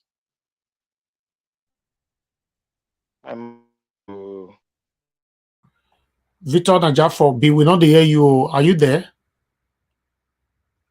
Yes, he's trying to mute and unmute himself. Victor, we not hear you at all. He's having issue with his. Okay, now you are muting and unmuting yourself, sir. Okay, you having issues, sir. You having issues. Just leave it. Don't. Can you hear me now? Yeah, we can hear you now. Okay. Good. Go ahead. Okay. Thank you, Mr. Naija Wash. Thank you, all panelists. That protocol observe. It's a great day today, and what I first say is that we should not be moved by what we are seeing, because even in the lion's den, they came out to say Peter Obi has a power in 16 states. They did not say all. They are just saying few, just to tell you that we are really hitting hard on each state, and the Peter Obi camp is doing a marvelous job. For the man from the lion's den to come out and speak on the aspect of Peter Obi gaining ground in 16 states, that is to show you that it has gone round. And I want to talk on the Naira issue too. The Naira issue, I will say something in boosting the words. One of our panelists say the CBN has a good intention, and I believe one of the intention was to mop up, because there was enough. The Naira that is outside is more than what they expected. So they just want to mop up, and also to guide against our dubious politicians that want to use it to, to perpetrate their evil upon the people. And it is in their own jurisdiction, because Nigeria is we are more than 10 years before the other. We are just above it now, because I think it's every 10 years they normally change the Naira, but I'm not very sure. But I know the CBN has the right to, they have a date and the exact point they will change. They change it at the exact time. So I want to tell our people that it is not the CBN, it is the bankers. The bankers are perpetrating evil against the Nigerian state, and this is called economic sabotage. And I want to say, any bank manager or any bank, the bank manager should be brought to book, should be taken to court, and the bank itself should be made to pay very huge fine for it, because this is an economic sabotage. Because I know that most of these banks, they have majority of these politicians on their whatever they call it, shareholders and stakeholders. So they have the power to manipulate them, because the way Nigerian banking system is set up, if you are a shareholder, you manipulate, and the banking manager, they don't have power, they don't have right to say no, because the money they are pumping in, that is it. So they should be held for economic sabotage, and the CBN should continue to investigate, because we have a lot of banks that are doing it. They should investigate, because it's really hitting hard on from the southern. It's really hitting hard on the entire Nigerian state, but more on the south, because the south is basically, they have a lot of things taking place there. And I want to also call on the Nigerian Student Association. When I was in school, such things like this, but not during the election, something like this came up. And what did we do? We went into the NUC rules guiding the Nigerian University, and we found out a portion of it which we use, and we have to go for court injunction. The court gave their injunction, and the school refused. What did we do? We have to pile all the students. I was a member of the union then, University of Port Harcourt. We have to pile all the students to State House. Udili was the president. It was the governor then. Went there. Odili have to tell our chancellor who we press further, and the federal government have to take the replace the chancellor, because we are bent on, because he was so aggressive and he was so stupid enough not to notice what the NUC said. So the NUC, there is a portion in the NUC stipulation that the Nigeria Union, NANS and every other body have to go into and seek for the school authority to look into that, because they have 2 weeks off. 2 weeks off before the exam, and when you come back, I think another week before you now go in for the examination. That is the way the NUC prepares students to go in for examination. But the Nigerian Student Association, they are not really, I don't know, maybe they have been infiltrated and they are now corrupt, because they are very vulnerable. So they should look into it, and if they look into it, they will have their say. Because now, if you say, if you look at it the other way around, there's no fuel, there's fuel scarcity. I think this has been planned by these stupid, wicked politicians. There's fuel scarcity. Can the student be able to get back to their destination? That is another question. Is the Nigerian Association of NANS, are they well organized? Because during our days we're organized, we can put the school union buses. We have this 911. We have to can mount that, one facing the south and one facing the other region. That's what we normally do if we want to take students out of campus to their destination. So, but are they organized now? That's the fundamental question. They are not organized, because they so much, they are so open for the politician to, get them corrupt. Like what we see, the Southern coordinator for NANS went on to the podium in Ogun State for PDP. You can see how low and how corrupt the politician has gone. The Student Association never will one day come stand on a podium to give a political bigot a certificate of endorsement. It has never happened before. I bet anyone to go and search it. That never. I followed NANS. I was once a senator. I followed them to the brink that it has never. Rather, the NANS will go and have a board meeting, and they'll have a press meeting. That is what they do. They don't go to the podium and give a certificate of recognition to a political party. That never has been done. I bet you they have really dealt with Nigerian Student Association seriously, and that place has been, it has been destroyed totally, because the south coordinator zone is one of the strongest zone we have in NANS, then followed by the northwest zone. Those are one of the strongest zones. If everybody fall down, those zones never fall. They are so rugged and dogged to use the NANS law to the latter. They want to see the end of it all, because most of the cry we cry in the south, we cry to them, they come to us. They will come and drive to your school to make sure that the school is closed down. That is how it's been operated.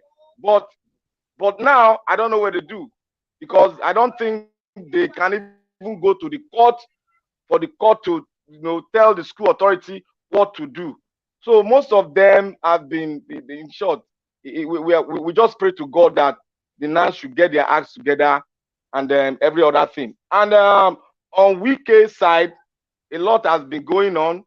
Wike saying that the military want to whatever. Wike is just using his guerrilla tactics. All those things that boop crap. He's just saying crap there. He's trying to use his guerrilla tactics. But one thing I know is that Wike is having his pound of flesh, because he has told them, if you bite me, I go bite you. If you hit me, I go break your head. He's not a Christian that if you slap him on his first face, he will take this, he will give you the second one to slap. No.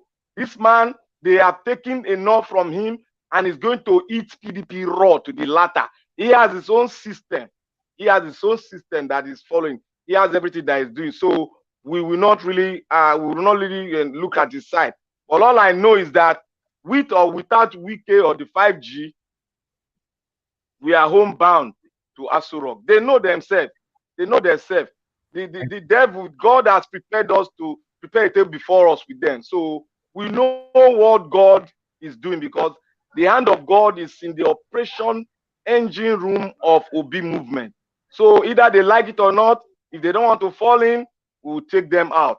On the 25th of this month, Nigeria, come out, go cast your vote, defend your vote, and make sure that you stay there till the latter, till they announce. Stay there. Anybody that want to do any prank, invite the police officer that is there, and if the police officer does not do, don't allow them to move an inch until the senior officers come. And always tell the police officer that you want to see the operational officer in charge of this zone, this area command, before they will move. Always insist. If you are not comfortable with the police officer in your polling booth, insist to get the police, the area command of that zone, so that you can do everything. And the area commanders, they have their phone number.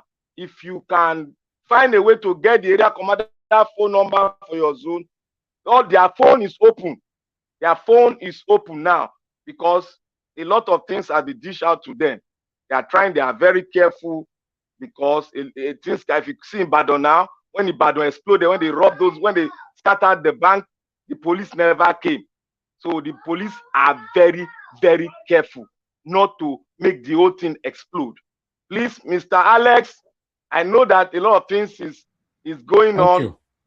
I just want you to not let down your guard. Continue the fight. We are fighting to the end. In Jesus' mighty name. Thank you. Thank you very much. Thank you very much, Mr. Victor Niger for Obi. Thanks, my brother. I appreciate every one of you right there. Thank you very much for your time with us. Yes, we have Mr. Peter Obi just granted an interview now, which we are going to be taking right away.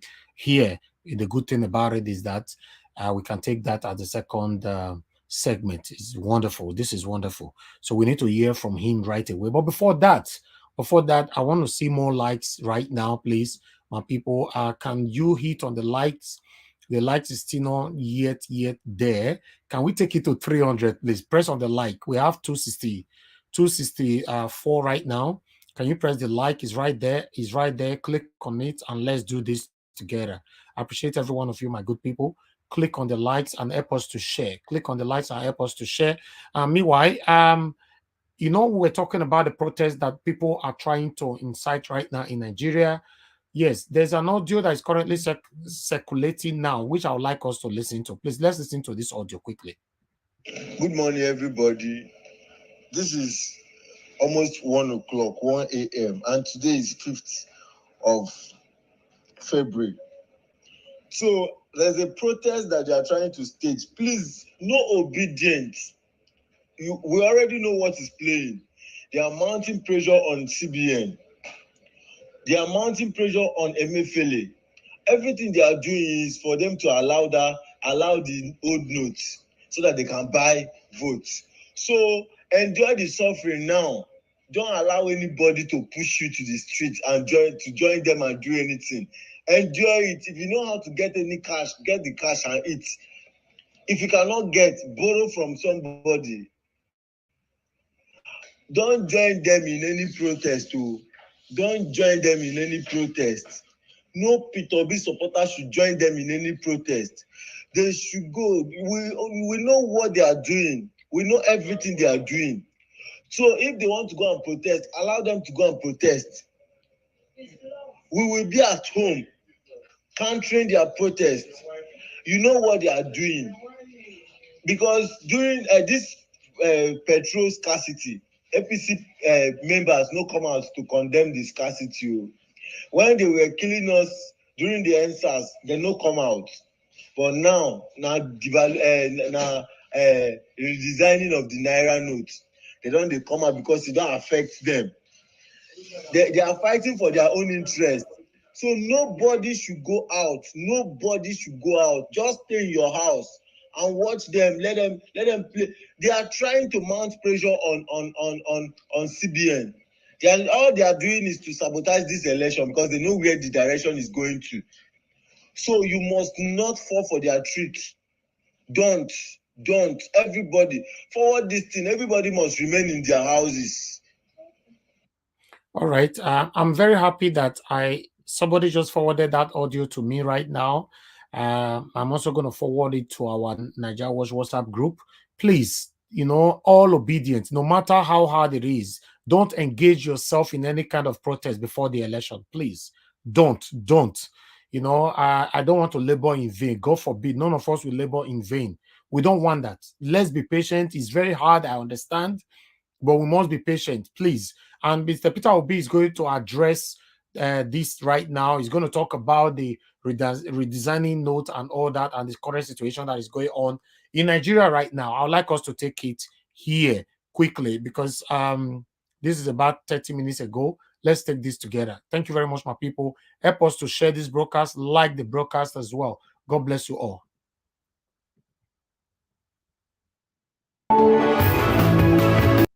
Yes, Martina Ombasi, thank you very much. Yes, I will certainly put that on the screen soon. Thank you.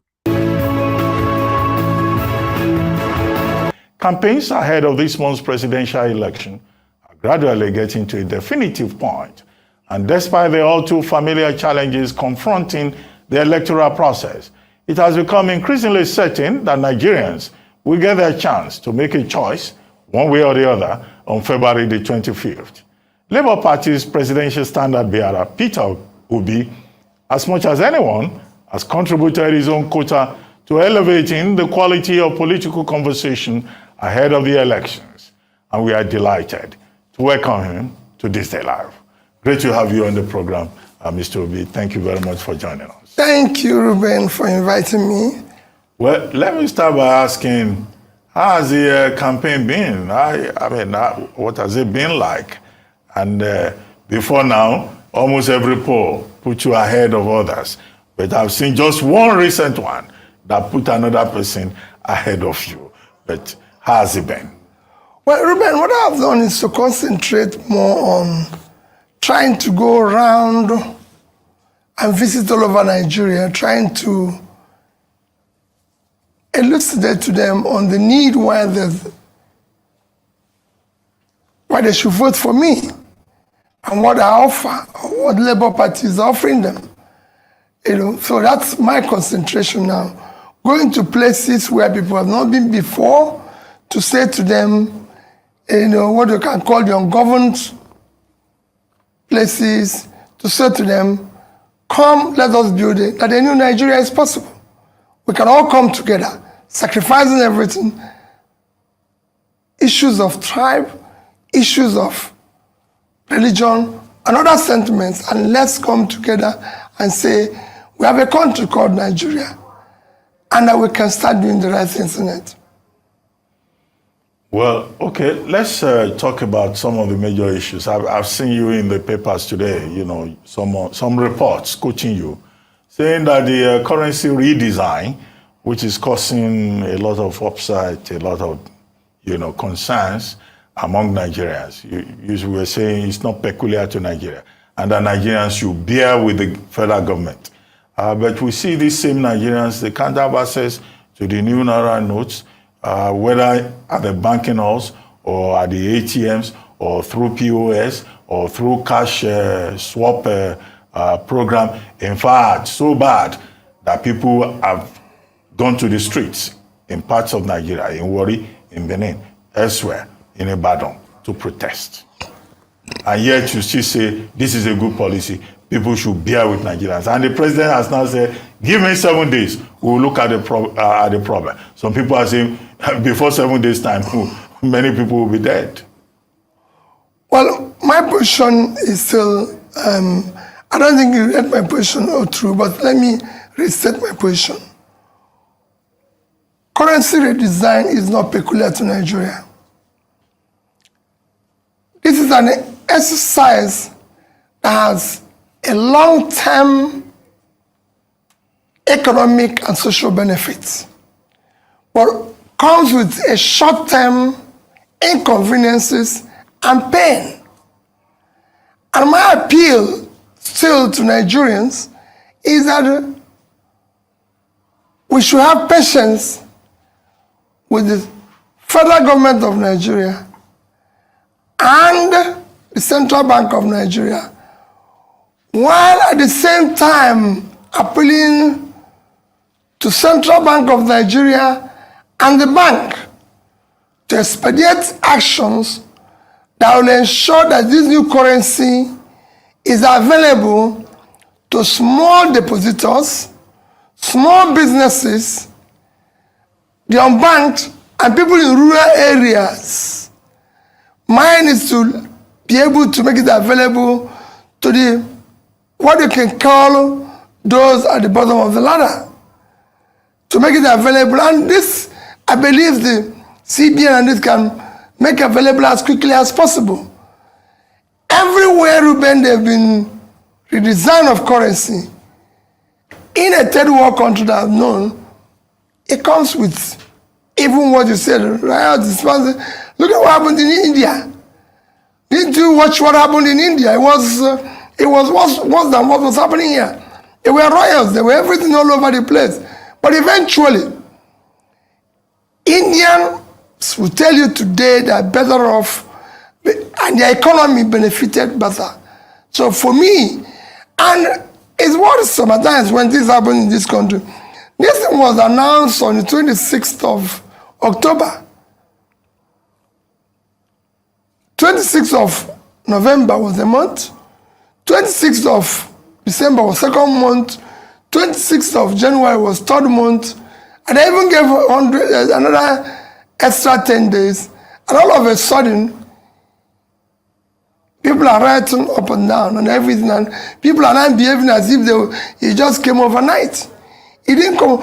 For me, it is the poor people and those small people that I'm seeing on the queue that we should deal with as quickly as possible.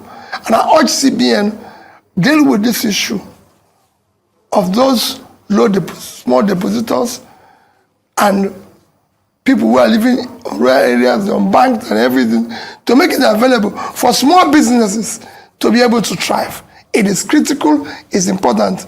I'm also urging Nigerians, bear with them. We've redesigned our currency. We can't do anything about it now. For me, it's a policy. Government have taken a decision, and we can't be using two currencies at the same time. Can we? Oh, the new one is out. It's in people's hands. Are you going to withdraw it and start using the old one? So, for me, it's a decision that's been taken. Let's go on with it. Okay, Mr. All right. Thank you very much, my people. We are going to listen to, because I don't want to play every part, we're going to listen to where he was told, or rather ask, what does it think about the statements Bola Ahmed Tinubu uttered about him, in Abeokuta. Abeokuta. Yes. So let's listen to what our principal have to say. His response to Bola Ahmed Tinubu's utterances here. I'm just going to forward it right straight there so we can take it. Please bear with us. Help us to share and like. God bless you. I appreciate every one of you. Let's take it from here. About two or more other issues. Yesterday, when you were campaigning in Abeokuta, you were campaigning on your record as governor for 8 years in Anambra State. How the state won the prize, was recognized for being first in the realization of Millennium Development Goals in Anambra State. But that same Anambra State, the presidential candidate of the APC went there recently in Oka, and he said he has read the Bible, that Peter in the Bible betrayed Jesus Christ 3 times, and that Peter Obi, who is from this Anambra State, will betray Nigerians. He called you Mr. Stingy, that you said you were saving money. That saving money for what? That if you want to be president of Nigeria, you need a man who will deploy resources to spend to achieve results, not somebody who will sit on resources and you will say he's Mr. Stingy. So I've not seen your response to that, but there's an attempt to, tag this label upon you and make it stick permanently. Well, Bola Tinubu remains a very respected senior brother anytime, but so he has a right to his opinion. But he forgets to do that even when Peter denied Jesus 3 times, he still made him the head of the church. He still built the church on him. It is the rock on which he built the church. That means that notwithstanding the denial, the church, the God found him wanting to build that rock. And I'm saying that trust this country to me. I will rebuild it. It will be the same rock on which they will rebuild this country. On stinginess. Because we don't know what is called capital formation. For you to develop, it is a critical thing. Go and read famous economists. Over the years, capital formation is about saving. If you don't save, you can't form capital. And if you don't have capital, you can't develop. Ruben, I was #1 in MDG, which is the only measure of development. The difference between developed and undeveloped place is education and health. I was #1 in education. I was one of the best in health. I was #1 in pulling in issue of pulling people out of poverty. You can go and ask Magnus Bacall, who is in charge then and everything. Ask all the donor agencies who is governor who comes first to contribute his counterpart funding. It's me. And on top of that, Ruben, when everybody is owing salary, owing pension, owing gratuity, owing contractors, which have collapsed most of the contractors, I left office not owing one contractor or supplier, not owing pension or gratuity, not doing anything, and ended up saving over 75 billion naira, which nobody have ever done. I did not in any way allocate myself any contract directly or indirectly, allocate myself any land directly or indirectly, or become a consultant to any of the company, state agencies, anything directly or indirectly. I wasn't even entitled to any gratuity or pension to date. So yes, I agree that Peter denied Jesus 3 times. He showed remorse, repented, and Jesus entrusted the church on him. And I'm asking Nigerians to entrust Nigeria on me. Okay, fair enough. But there's something even more interesting. Wow. Wow. I'm just speechless. Whenever I hear this man talk, oh my God. Peter Obi is a blessing to us, so my people. Make we not lose this man. I beg, I beg una. Make we not lose. Elvis, you say you are speechless and you are talking. Ah, my brother. That is the rock upon which I stand. The rock upon which Nigeria will stand.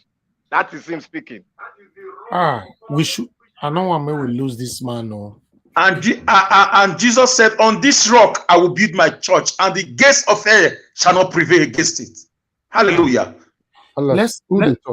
Let's continue to hear from Mr. Peter Obi. Let's listen more. We are going to talk about this. Let's listen further. The governor of Kaduna State, Elrufai, says nobody should take you seriously because you will not win. And that you are best a Nollywood actor. Okay, the Actors Guild of Nigeria has responded that he's putting down their profession.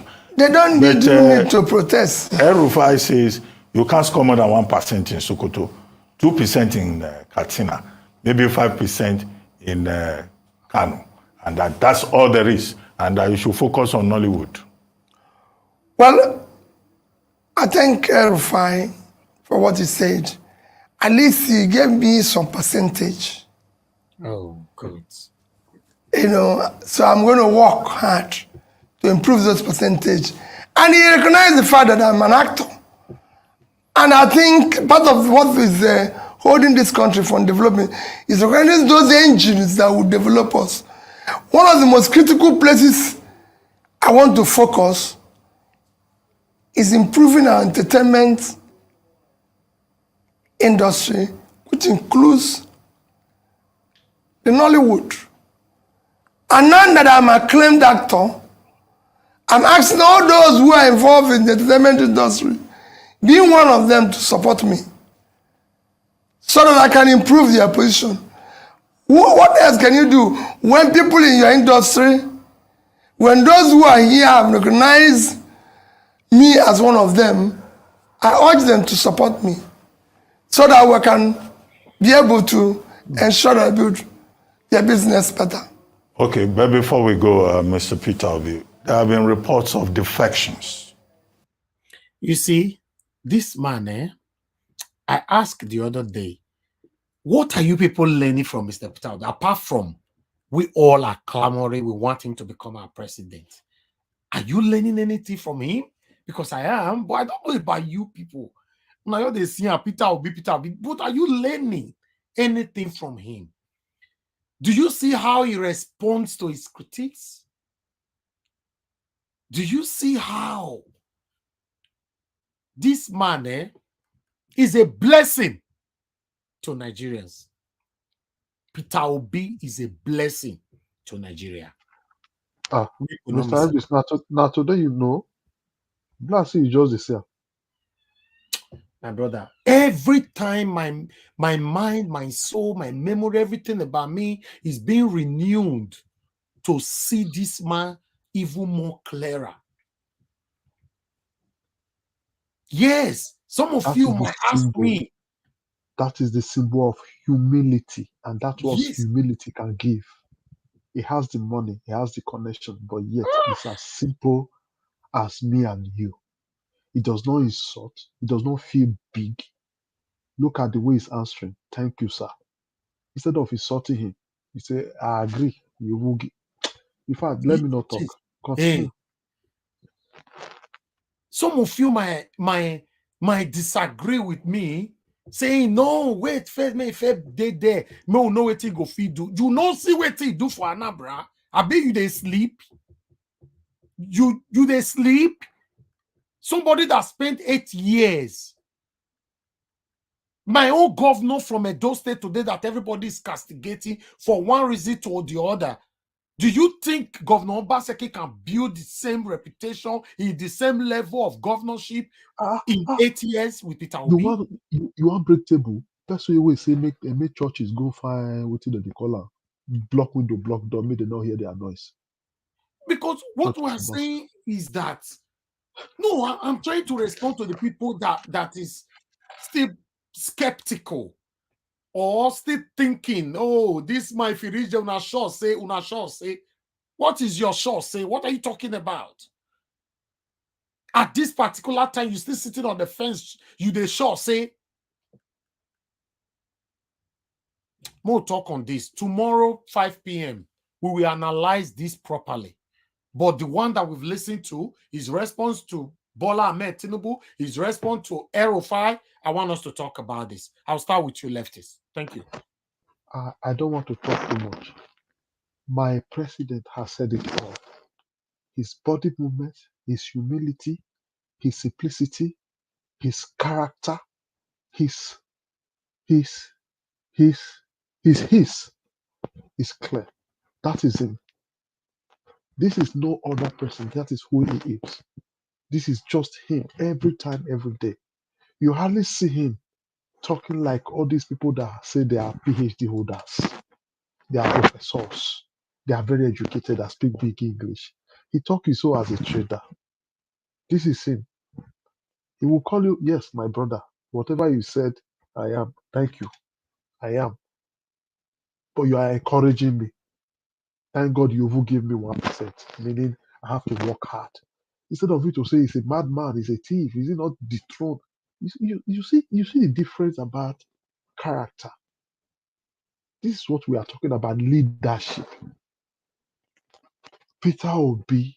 In fact, I removed Peter from my name. I think I had to go and take it back because of Peter Obi. Yes, I went to court to remove it because of bank. I would think I'll have to take it back because of Peter Obi. This is a man everybody should emulate. This is a man. In fact, if we miss it now, it is finished. Look at him. And here, just like you have said, Mr. Elvis, we still have people. We still have people seeing him talk. They still have glimpse in their eyes. Okay. Their ear is still covered. My brother, sorry that I have to cut you right there. I would like us to listen further to how Peter Obi responded to the same thing I've been talking about for the past couple of days. That these people might capitalize, especially, you see, I played audio just now, right? I never see this video that time.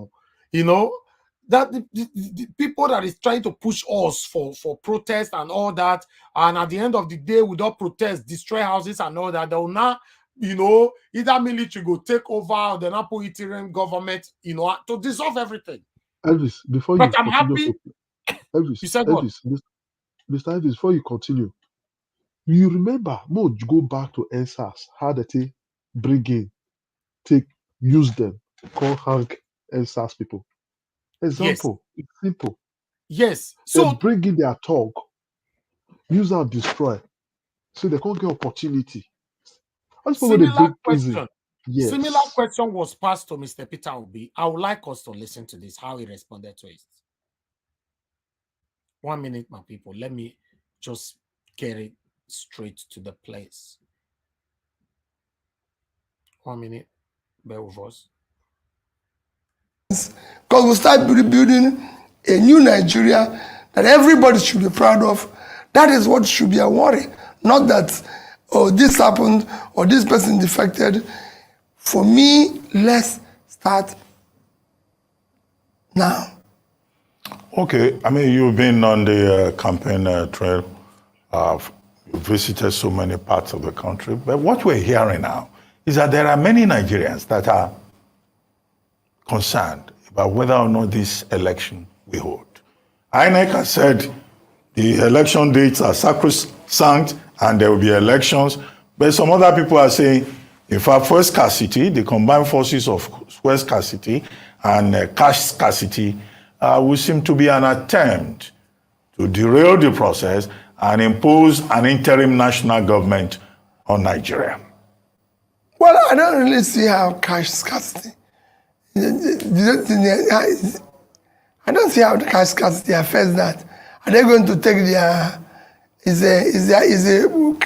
cash now, their voter's card? That is the more reason they should go out and vote. Let's start doing things in a different way. So I don't see any reason why cash scarcity, unless the cash is going to be used for another thing, which I disagree with. Fuel scarcity, all these things can be improved. For me, if we had done the right things by removing subsidy and making sure that this is available, it would have been solved things, Ruben.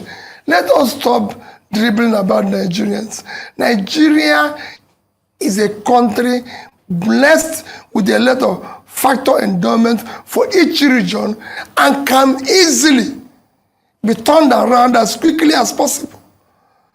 It is time for people, this election should be on character we can trust, on competence, commitment, and above all, compassion for the people, suffering masses of Nigeria. This election should be about those who have the mental and physical capacity to deal with this job. Let us not waste, we wasted our time, long time, trying to say, oh, we'll go this way and everything. Have all these considerations, whether it's tribe, whether it's religion, all those who use all this to come into office. The first victims are those who believe they were saying. I'm offering a new Nigeria. Well, on that note, I would like to thank you very much, Mr. All right, let's talk. Let's talk. Let's talk. We'll analyze this again tomorrow because the video where, you know, this interview was just a couple of minutes ago. So I'm happy that we can talk about it right now. They will not do extensive talk on it tomorrow. So meanwhile, let's start with the first person here on the screen. Okay. Mr. Kingsley. Mr. Kingsley, are you there with us?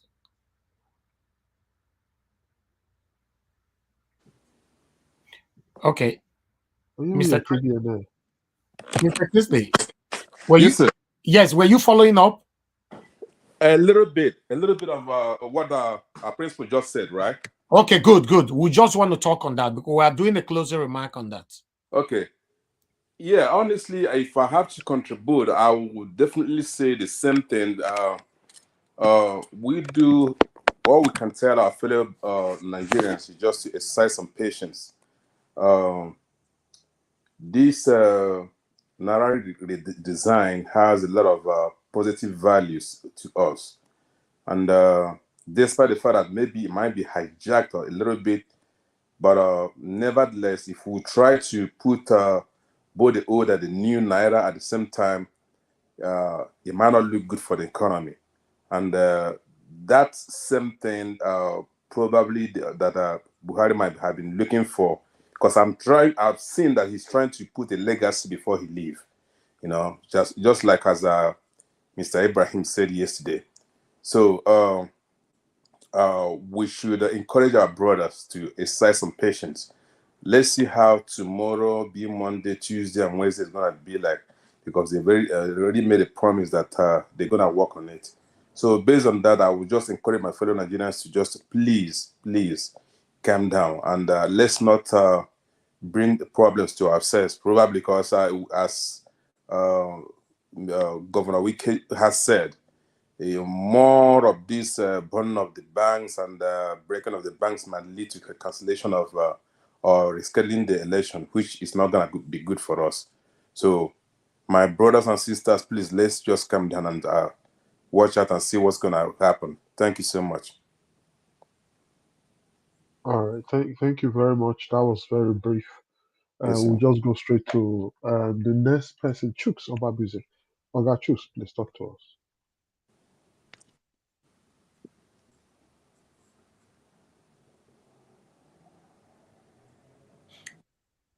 Mr. Chooks, are you there?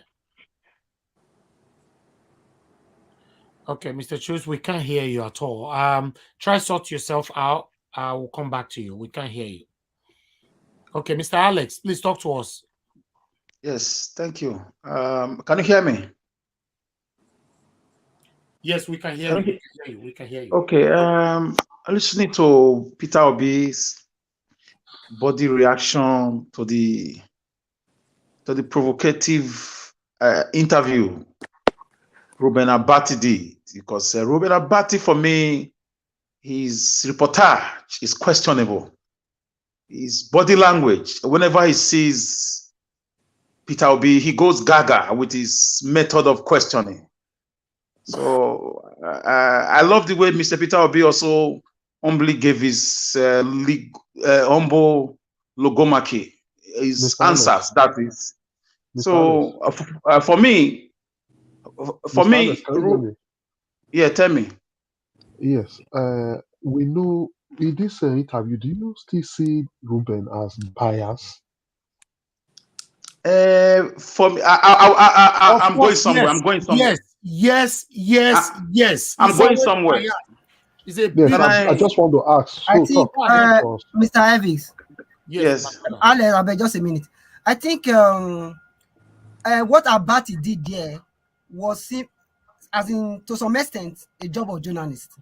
Because, I'm coming, just a minute. Because you have to put something in a way that Peter Obi can counter.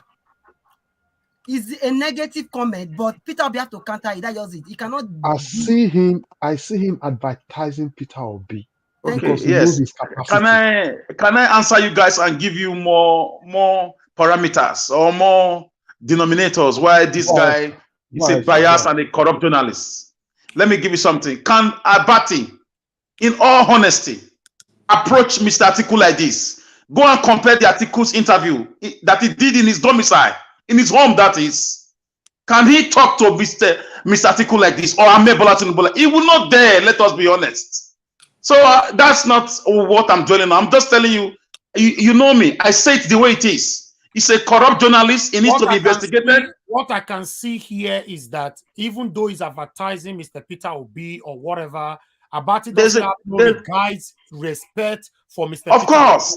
A Baba Gokiko attack on the personality of Mr. Peter Obi and the Obi movement. I sense jealousy. I sense, a cantankerous, counter-attack for me. But it's okay. It's okay.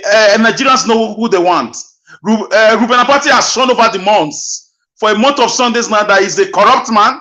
He's a dirty journalist. He's a man that should not be even in the journalism circle right now with these three parties. Because he's, with his body language and from the research I've done, he's a devoted and an anointed member of the People's Democratic Party. And he has a way of interviewing them whenever he sees them. He's very soft on them. He's very soft on the personality of Atiku. He's very soft in his practical or empirical analysis when it has to do with Atiku. Immediately he sees Obi, he goes gaga. He becomes, he's like a loose dog.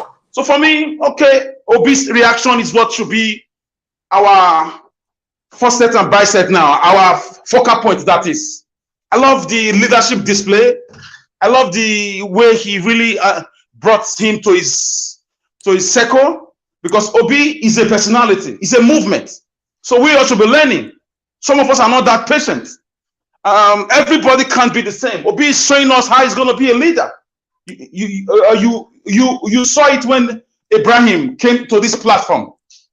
I was not in the panel, but I was listening to him because I watch body language a lot. The guy says something very, very, very, very, very important to me. He said when he was hearing about Peter Obi, he was a bit reluctant. He said when he wanted to meet him, the first day he met Peter Obi, he said he was broken because he saw the simplicity of a leader. He said he's used to leaders being worshipped, leaders being in charge, leaders giving orders, because he has been around Buhari and big leaders in person, personally. He said when he spoke to Obi, he said he knew he was in the right thing. He said he was humbled. Then he knew that he was going to work with this man. So leadership got two faces. You have the carrot and the stick. You must learn to use both of them when it's very, very, very, very needed. So Obi showed just now that he's a very humble man. He has the leadership quality to lead this country, both in good and bad times. In banking, if you want to take some jobs, they'll ask you if you can work under pressure. Obi has shown to us that he can work under pressure. So with this, I want to tell everybody, don't feel discouraged with the journalism or bias or the one-sided journalism of people like Abati. Look at the answers Obi displayed and his body language. And he said, on this rock, I will build my church. So I love the way he also reacted with Tinubu's fallacious, a Muslim ticket man quoting Bible. When it's favorable to them, they will remember the Bible. When he was choosing a vice president, he did not remember Christians or the Bible. So he could remember that Peter denied Jesus. He did not remember that it's not good to circumvent or to push aside or to ostracize a whole community of religious background. When he went for Muslim ticket, suddenly you realize Peter is in the Bible. You realize Christianity exists. So we know these games, and I'm sure Nigerians know who they want. It's the end of this wicked cabal. A new day has come. History beckons. Like Obi said, let's not riot. Let's not break things. Let's not give them room. And it's not even possible for interim government. It's not even possible for military to come in now. Military government is as good as dead in Nigeria. We just have to put our heads together and push in a new set of leaders that will lay the precedents, that will lay the foundation that is for the future generation to build on.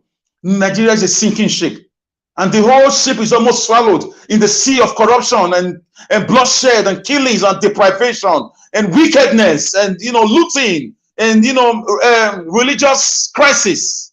One man who is a captain who has done it before, when he was a governor, he wants to bring his massive experience to rescue this sinking ship. So let's get our PVC. Let's continue the heat.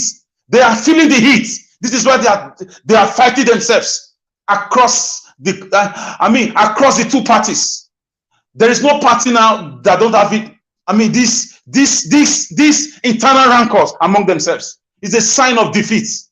When you are being defeated, you blame the referee, you blame your captain, you blame your coach. It's like this. It's what they are doing now. So let's not be distracted. I understand the pains are much, and I call on the CBN governor and the government of the CBN to quickly trash out this Naira issue. I know that they wanted to make sure they thwart the vote buying tendencies of these wicked men and women. But please, let's calm down and cast our votes in a few days' time. Thank you. Thank you, Mr. Alice. We'll just go straight to Madarita. Madarita, please talk to us. Nice to have you back. Thank you, Sir Leftist. You know, when Peter the Rockoby was just speaking, I was just like, oh my goodness. I could just listen to that man all day. I mean, everybody has said everything. You know, he's just this is your president, people. This is your president, people. I don't think that the likes of the midget of Kaduna, Elrufai, when they speak, they forget that you just don't make comments over an anointed man. It's because whatever you say will be used against you and will be used in favor of the person that you are castigating. First of all, I'm so happy he said, I am an actor. I am an actor. And he sent a message, a clarion call to all the people in the entertainment industry. If the APC has undermined that profession, well, prove to them that without them, that they bring the entertainment industry also bring revenue to the federal government. So vote for me. That's recognizing you. That's believes in your profession, respects your profession. It's a simple clarion call, and I urge every Nollywood actor, Kannywood actor, to vote for Peter the Rockoby. Kannywood is from the north. It's a northern entertainment industry. I think they call themselves Kannywood. Vote for Peter the Rockoby. And to those Nollywood actors or the other entertainers who have come out publicly, Shei Law and what's the other lady's name, and Jokel Silva and the rest who are supporting these evil parties, take a cue from Peter the Rockoby. Peter the Rockoby is your colleague. Take a cue for him. Vote your colleague in. Just like Ronald Reagan, just like President Zelensky. Take a cue. All of you in the entertainment industry, I praise Peter Okoye. I think it's Peter and Paul of the Okoye twins. I praise them. I praise Area Father. All the people who are in the entertainment industry, I praise them for who have come out with their full chest to support Peter the Rockoby. God bless them. God bless them. And this is also a clarion call to all the Christian religious leader. I'm not being sectional now. I know what I'm talking about because of what the midget of Kaduna said. Every Christian, listen to my voice, every Christian, since the midget has said, you guys are not important, you are not recognized, you will be marginalized, you don't have the numbers. Okay, it is time for you to prove that you have the numbers, you have the say in your country, and you are going to participate. And those people that said Peter the Rockoby is an ice cream seller or he's a trader, okay, all ice cream sellers, all traders, take your PVC and prove to them that, yes, we are traders, but we also have the electoral power too. And we will vote Peter the Rockoby as our president because that's who we recognize. We want to recognize someone that understands trading, someone that recognizes us as human beings and also recognizes our profession and respects our profession. It's just a clarion call. It's so simple. And one thing I really love about Peter the Rockoby, he simplifies his answers. So even if you are deaf, it's easy for someone to do the sign language, or even if you can hear or you don't even understand English, at least you could hear 90% of what he's trying to say. It's so simple. And you know what? I think even the Christian community are so silent. Even Khan has been silent when Agbado you had the audacity to even use Peter in the Bible, as an example of Peter the Rock Obi. Not even knowing that that's even to his advantage. Nobody has ever used anybody in the Quran to juxtapose it in politics or to describe somebody. Nobody has done it. So I'm even surprised that Khan is even silent on this. Not even surprised. I am disappointed that Khan has been silent on this. So it's a clarion call. It's simple. It's a clarion call to every single profession in Nigeria. If you're a trader, if you're an ice cream maker, if you're a janitor, if you're a teacher, if you're an actor or an actress, if you are a media personality, if you're a musician, a comedian, you should vote for Peter the Rock Obi, because the ones in the red cap that call themselves PhD holders, or they own one or two business, or they own Nigeria, or they own the banks, okay, prove for them that we are going to obliterate you guys. We are going to expunge you guys from the system, because you guys are not important. Agbado and Mikano, APC and PDP, they are no longer important in the scheme of things. So it's a clarion call, people. Everybody, whatever profession you are, vote for Peter the Rock Obi. He's the only option. He's the only option Nigeria has now. And it's Peter the Rock Obi or nobody else. I repeat, it is Peter the Rock Obi or nobody else. Period. Thank you. Yes, all right. Thank you very much. I think we'll just be going straight to Tiobala. Okay, thank you so much.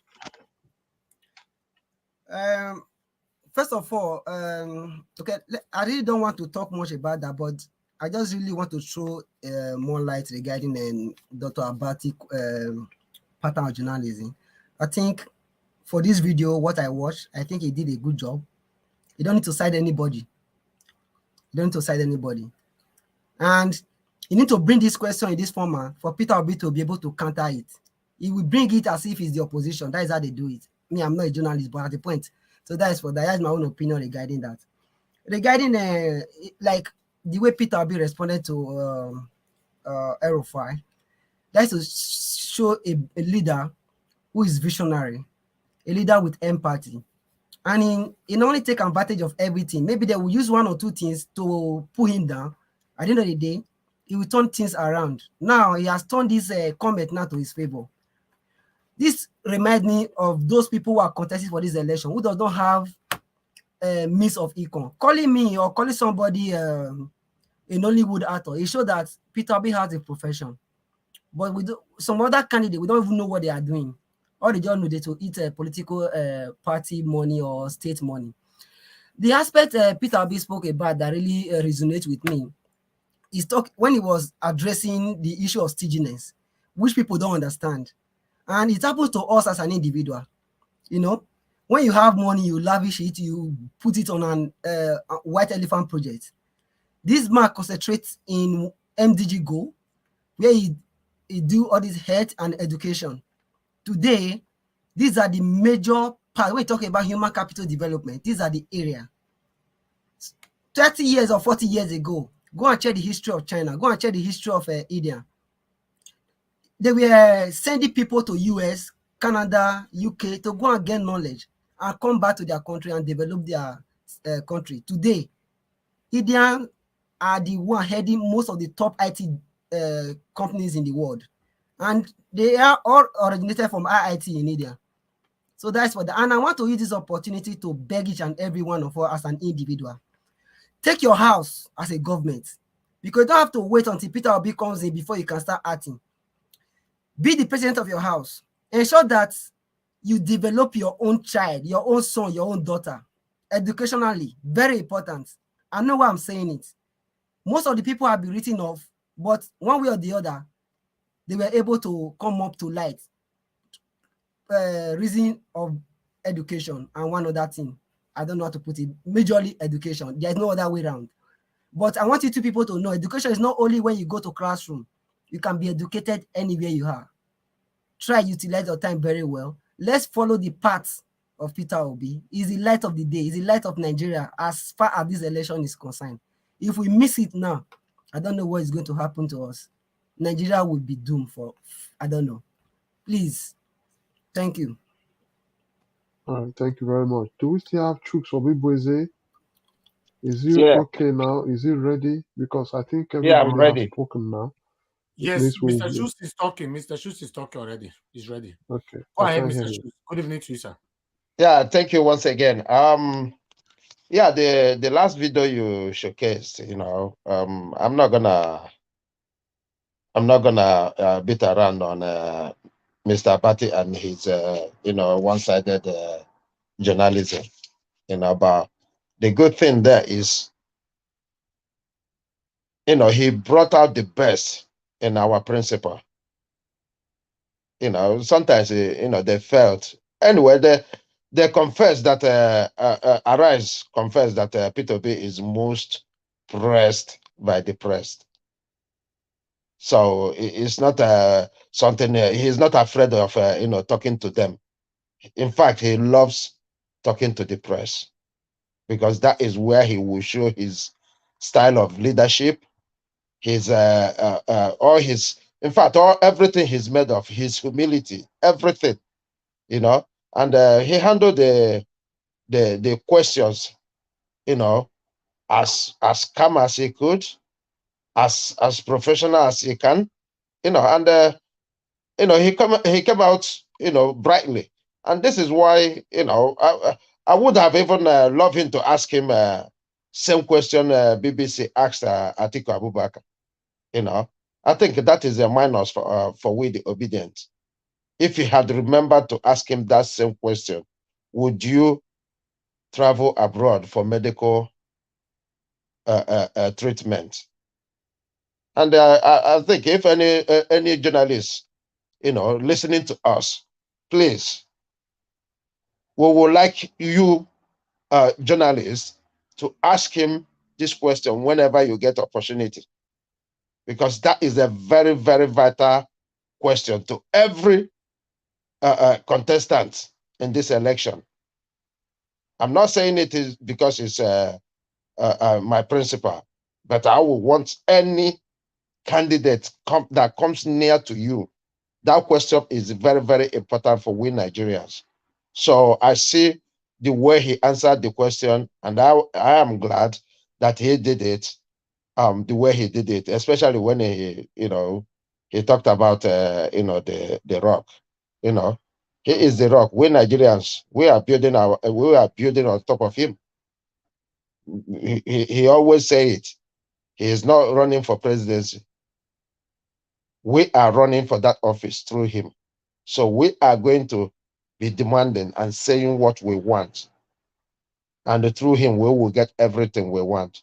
So our duty now is to go out there and vote. And I hope that INEC do something about those people that did not get their PVCs before the close of today. Let them come out with alternatives to give people those PVCs. I'm not going to say allow people to vote without PVCs, but do something that will make people get opportunity to vote. And as well, the students. Do something about the students. And if you fail to do something, students, I am asking you, it is your destiny. It is your hope. The same way it is my hope. The same way it is my destiny. Do the right thing. By organizing yourselves. A lot of people have said it in this platform. I have said it earlier, and I'm re-echoing it. Organize yourself and make sure you go home, wherever your PVC is, go there and cast your vote, defend your vote. Victory will be ours. Thank you.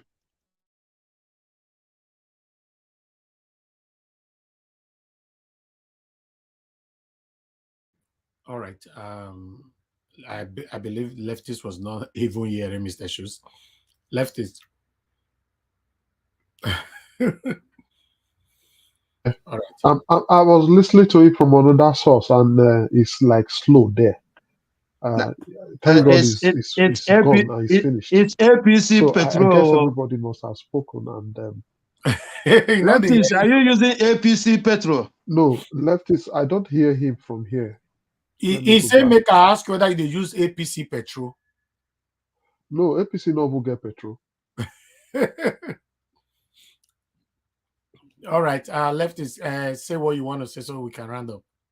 Yes, I just want to thank people that today I'm just so happy today. Probably because I had Peter Obi spoke the way he spoke.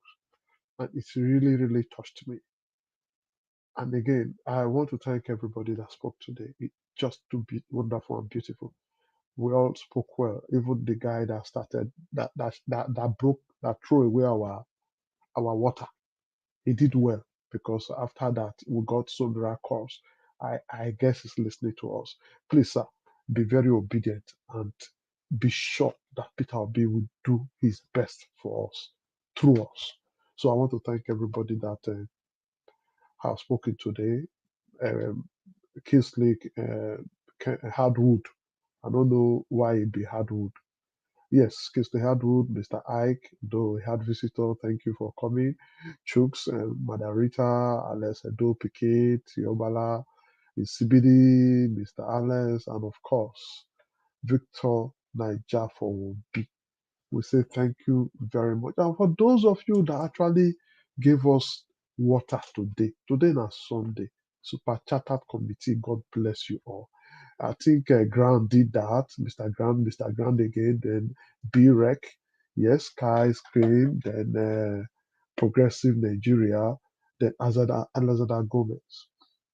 Honestly, we want to say thank you very much. Yeah, lucky from Italy, you called. You were the very first person that called in today. Thank you, and always calling. If you have the opportunity, sir, you can join us. Come to the screen, and it's first come first serve. We don't have priority for anybody. We would like if you have the opportunity of joining us in the studio. Then Mr. Alex called in, yes, and love of God is my strength. Thank you. I can see you both. You called in and you are still on the comment section. Thank you very much. Then Bob Victor. Yes, Bob Victor, you called in. God bless you, sir, for everybody that called. And you, for you listeners, and you that is listening to us, we say God bless you. We really love your patronage. If you are not watching us, we won't be here. No masquerade they dance, people know they watch them. So that's why we always, first of all, want to thank every participant. Every participant is important. We can't do this alone. Thank you very much. Mr. Elvis, over to you. Thank you, my lovely brother. Thank you so much. Okay, my people. Now here now we'll go draw the curtain. Is under 4 hours today, which is wonderful. Thank you so much. I can see Mr. Joseph Orji. You are right, sir. You know, since I don't talk about them, they lose what I said I lose to Everton yesterday. I just mind my business because I cannot explain it. But thank God. I said I lose. See this one. See this one. So I not just talk about I beg. Mr. Joseph Orji, you should know leftists is an enemy of Arsenal. I said I don't lose. Oh. But in Liverpool now, lose people. I don't know who they support to. Now Liverpool now, we even better pass them. Now who they win at the support? Everybody community football. Maybe now Liverpool now who they lose is the support. Exactly. But the good thing where they be say, Mr. Joseph Orji today, Man City beat Man City. So our points remain the same. You know, Tottenham do us well today. We happy for that. Say they beat Man City. So Man City losers now lose. 5 points clear, 1 game in hand for us. So let's continue the race. Thank you very much, my people. I appreciate you all. Now, now we'll go draw the curtain. And God will bless every one of you. My brother, I've acknowledged every one of you that super chatted us today. Thank you. All those of you that called in. Thank you. All our commenters, our spectators. Now, God will bless all of them. Make una help us share this broadcast. Make una like as well. Mother of all, Mommy Diaspora, thank you so much for all you do for us. Martina Obasuye TV, God will bless you. Thank you so much for all you do for us. I appreciate every one of you right there. My brother Akim, you know, NG, Progressive NG. I don't even know why Akim can't go put in name for Progressive NG itself. That Progressive NG. Sometimes I know they could remember saying like you did behind, but I want to say thank you. God bless you. I appreciate every one of you. Thank you. All right, now we'll go draw the curtain. Take care, my people, and endeavor to join us tomorrow by 5 p.m. We are going to be here again talking about what we talk about today and furthermore. Thank you and have a good night, my people. Bye for now. I know they do competition with anybody. If I offend you, forgive me. Show me love. Go there, biza. ká máa bára wa lò nínú ìfẹ́ kan Akànbí. I no dey do competition with anybody. If I offend you, forgive me. Show me love, oh. I go show you love, oh. Ká máa bára wa lò nínú ìfẹ́ kan. But I no dey do competition with anybody.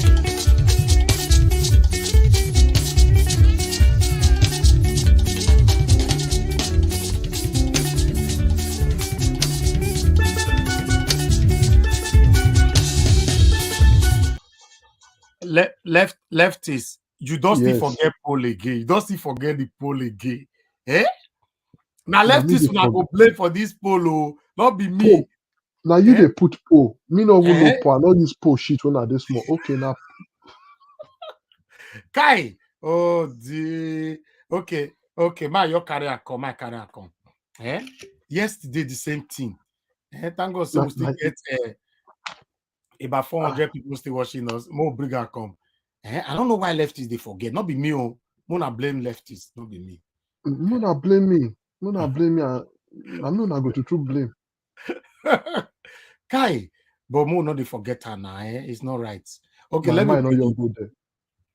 Even me. Okay, thank God, so we'll never end the show. We are still here.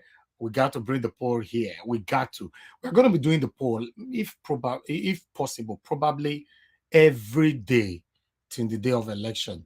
But make sure they remind us. It's very, very important. Okay, the poll of today is what you have there now on the screen. Let me take this off screen. You can see people will vote today now. 678 votes. 95% say yes, Peter Obi will become the next president of Nigeria, while 5% say no. So we are still staggering in the same statistic. Not the same thing. The same thing. Yesterday was 4% say no. Today now again 5%. But we did our 95-96. So thank you very much, my people. We are sorry about that. Say we don't quite remember, but we are still here. The broadcast never finished. Now God bless you now. So we cannot finally pack our load now. Make we close. Good night, my people. Now we'll round up.